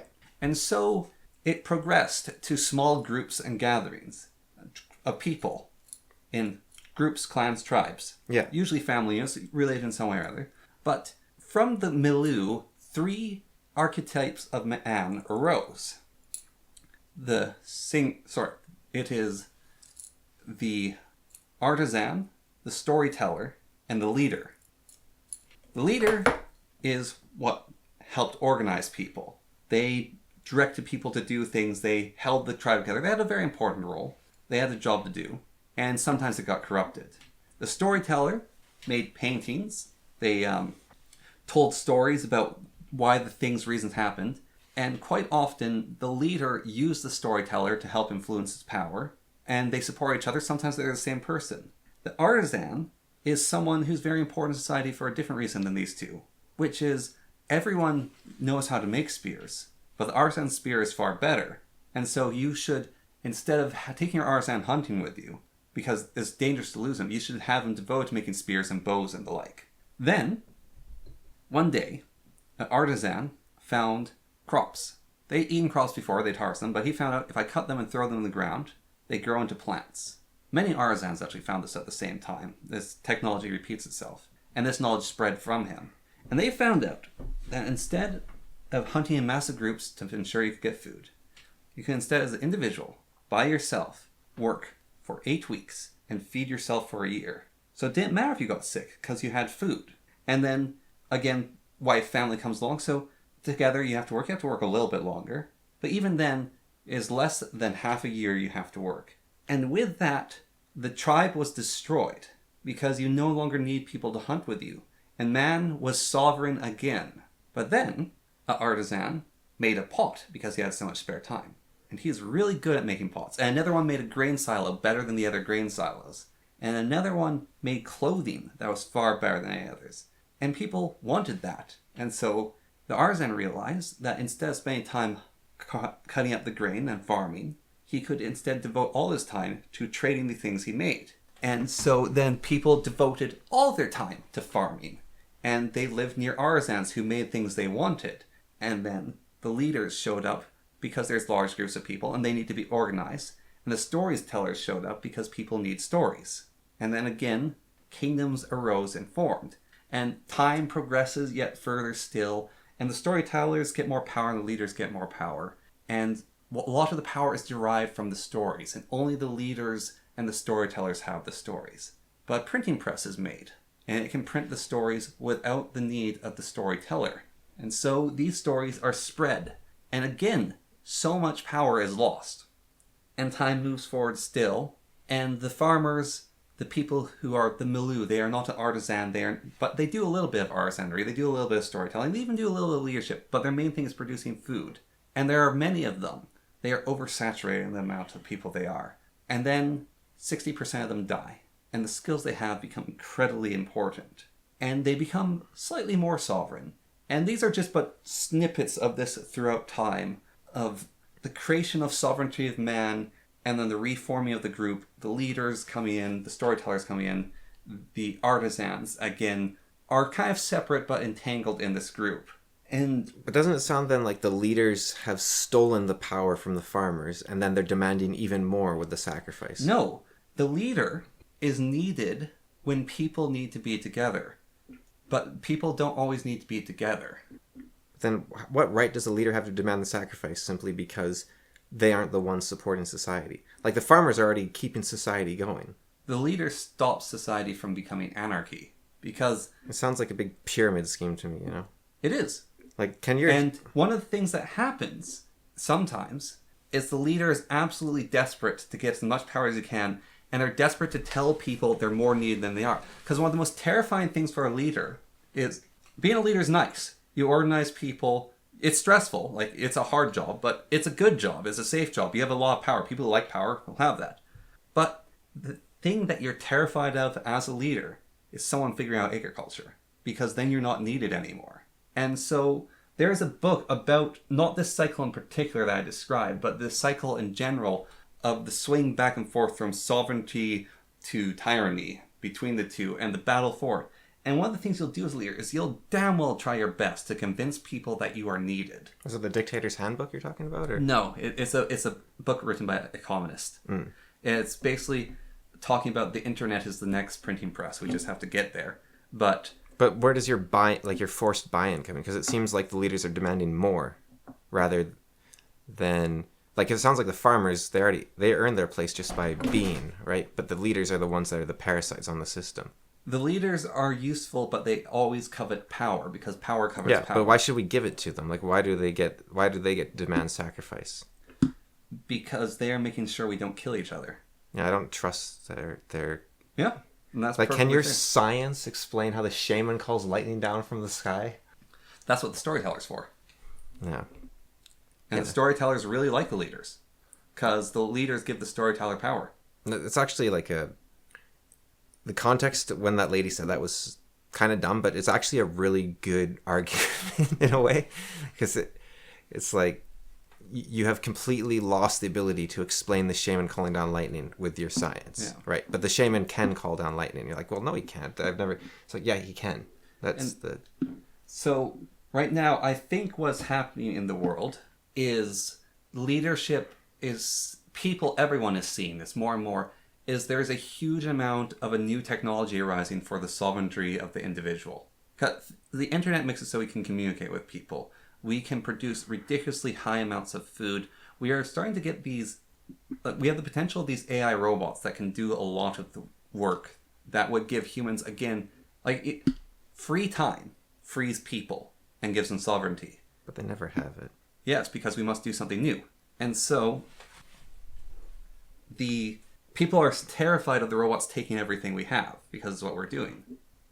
What if? But so, to close out this idea before the what if, currently right now, a lot of people in power, and this isn't conspiracy theory, they are trying their damnedest, like they already did with the internet. I think they might have succeeded, or maybe the fight's still going, of trying to control these things to destroy the sovereignty that they offer, people realizing they don't need the leaders as much as they do. Like, every time the internet tries to be censored or controlled some way, that isn't to protect you. That is the excuses protecting you. It is to let them hold their power. And the AI is another thing. Like, the desperate scramble to censor AI, the way it was censored, and it's like, oh, we don't want offensive things, we don't want... No, that was them trying to get ahead of the cart. Because the cart was coming. They realized that they were developing this technology. And then they realized this technology was being developed. And they're like, shoot, this will destroy everything. We need to get ahead of it so we can keep the paradigm the way it is.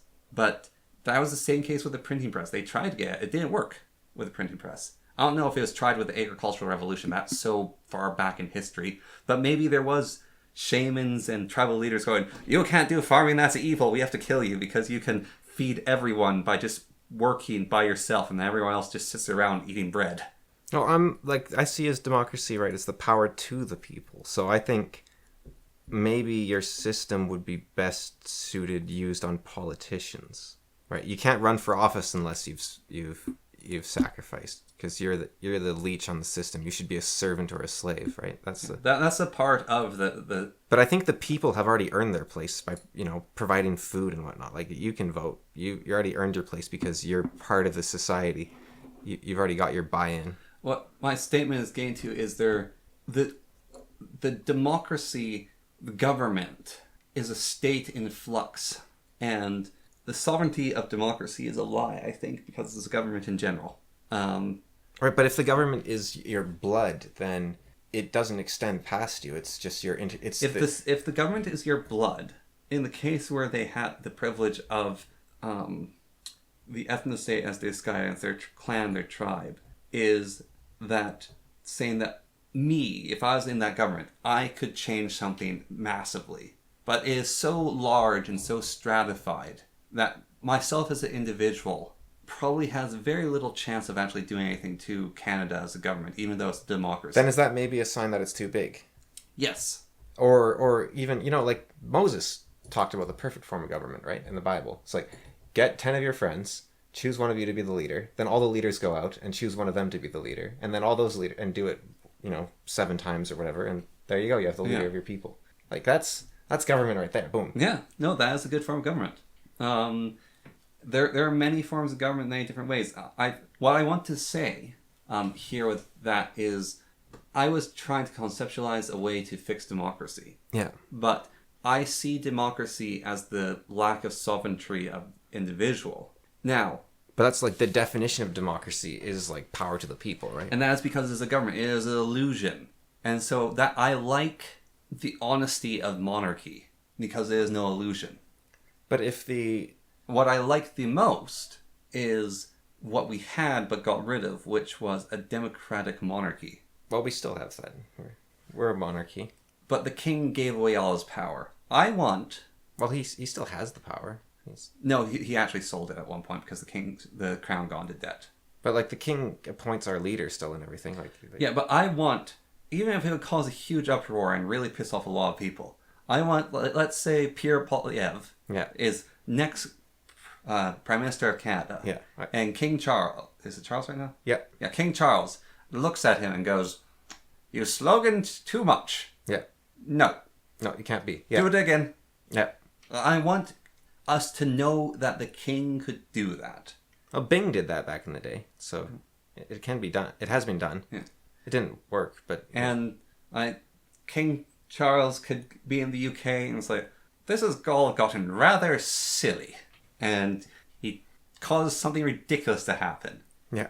And we are aware that he can do that. And he still has the pressure of the dukes, the House of Lords, I guess? Yeah.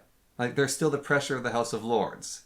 I think... Yeah, but it's the House of Lords, the king, all of that power is to, right now, just the PM and his party in the UK. And I'll have to think of a better way to argue it, but I think that my two contentions are, one, that I'm not convinced democracy is problems, like that it is causing problems or has... Like, it obviously has problems, but I'm not convinced it's with democracy, if you're in power, one of the things is do you know demographics is destiny?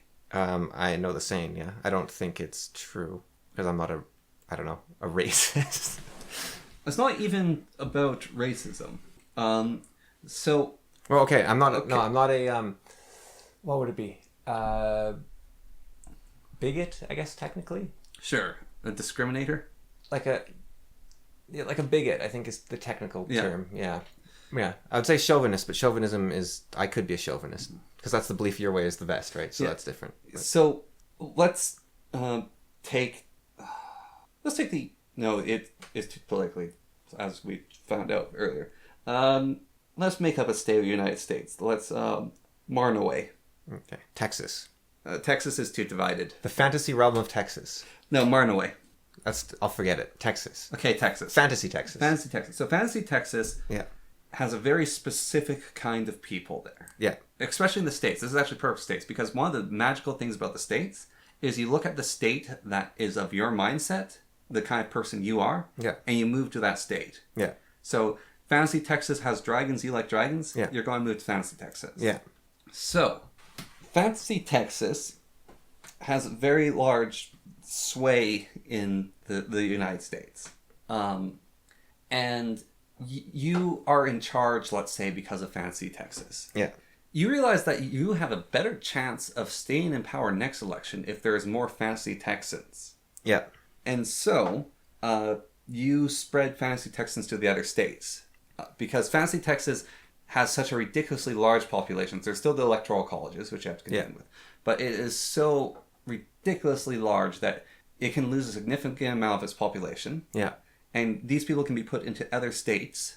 And then those places will also vote the way that Fantasy Texas does. Yeah. And then that place will be Fantasy... Like, the states will be ruled by Fantasy Texas. That's the... Right. Your client electorate is Fantasy Texas. But you look at... So, one of the theories, and it's quite literally as a theory, is if you bring in foreigners, they will vote for you because you brought them into a better life. But that isn't what happened in the States in the last election. And that is because they're not having a better life. They realize... Yeah. And if they're having a better life, then it's a good thing they're voting for you. Yeah. So I think it's a self-solving problem. So, in the Tyrant's Handbook you talked about earlier, Yeah, Dictator's Handbook. Dictator's Handbook, one of the things, I don't know if it's Dictator's Handbook, but it's one of these things about dictatorships, is one of the things that dictators really like doing is they like getting foreigners on their side and having a large amount of foreigners because they're a traitor to their own people. Yeah. Because you're... But I think that, but you're talking about foreigners, right? In Canada, a lot of the people arguing against immigration are Indians. Yes. Right? Because you come in and you're like, I'm Canadian, keep those Indians out, right? So I think people aren't, like I said with Bjord Lombertson, like you aren't a thing that votes the way because you had this ethnic background or because you, sorry, not this, but because you had this economic background or you have this racial makeup. It's like you are a person that will vote in your own interest and your interest will be dictated by what's going on. And you've got a bunch of immigrants coming and taking your job. It doesn't matter if you were an immigrant last year. You don't want those immigrants taking your job, so you're going to vote against the immigrants. Yeah, but we vote in our interest to get proportional representation. So you're... And that didn't happen. Right, but that was a failure of the leadership, right? Not doing what the people said. Yeah. Yeah, so that was democracy not... Maybe this is no true Scotsman, but that was democracy not being enacted. That wasn't necessarily a fault of democracy And then itself. how do you guarantee that democracy had that acted? If Protest? and you get stomped on by horses. And then revolution, right? That's the same argument as with a monarchy. Like, that's... Yeah. So, like, because people... But a monarchy is least honest. And monarch, right? So, the current leader of your democracy, right? They realize that revolution is coming. They pack their bags and run away to a different country afterwards. Yeah. Monarchs can do that too. But the kingdom is theirs. It has value to them. Because it is theirs. And why was Brasilia the capital of Portugal? You get a bad egg every once in a while. Because the Portuguese monarchy fled to Brazil, and that's where they put the capital, right? Yeah. I had to leave like half an hour ago, unfortunately. Yeah. So I'm gonna have to. I'll let you get a zinger in, so I don't just get to end on that. So you do yours, and then. It is. I don't want to argue too much for democracy. Yeah. Or monarchy, but it. Sure, democracy is great. It's like communism. Yeah. It'd be great if it actually worked. Yeah. Yeah. Well, And one of the things is communism doesn't work. Yeah. Well, I just don't know if I see proof that democracy doesn't work because it seems to be doing all right. It's not the most stable thing, but it seems to be doing okay. We've had it for less than 200 years. Yeah, and we still have it so far. Here's how barely. Yeah, but yeah, monarchy has proven itself to be much more stable. That is true. Yeah, but yeah, I really got to get on. So unfortunately, we'll have to wrap it up there. So ciao.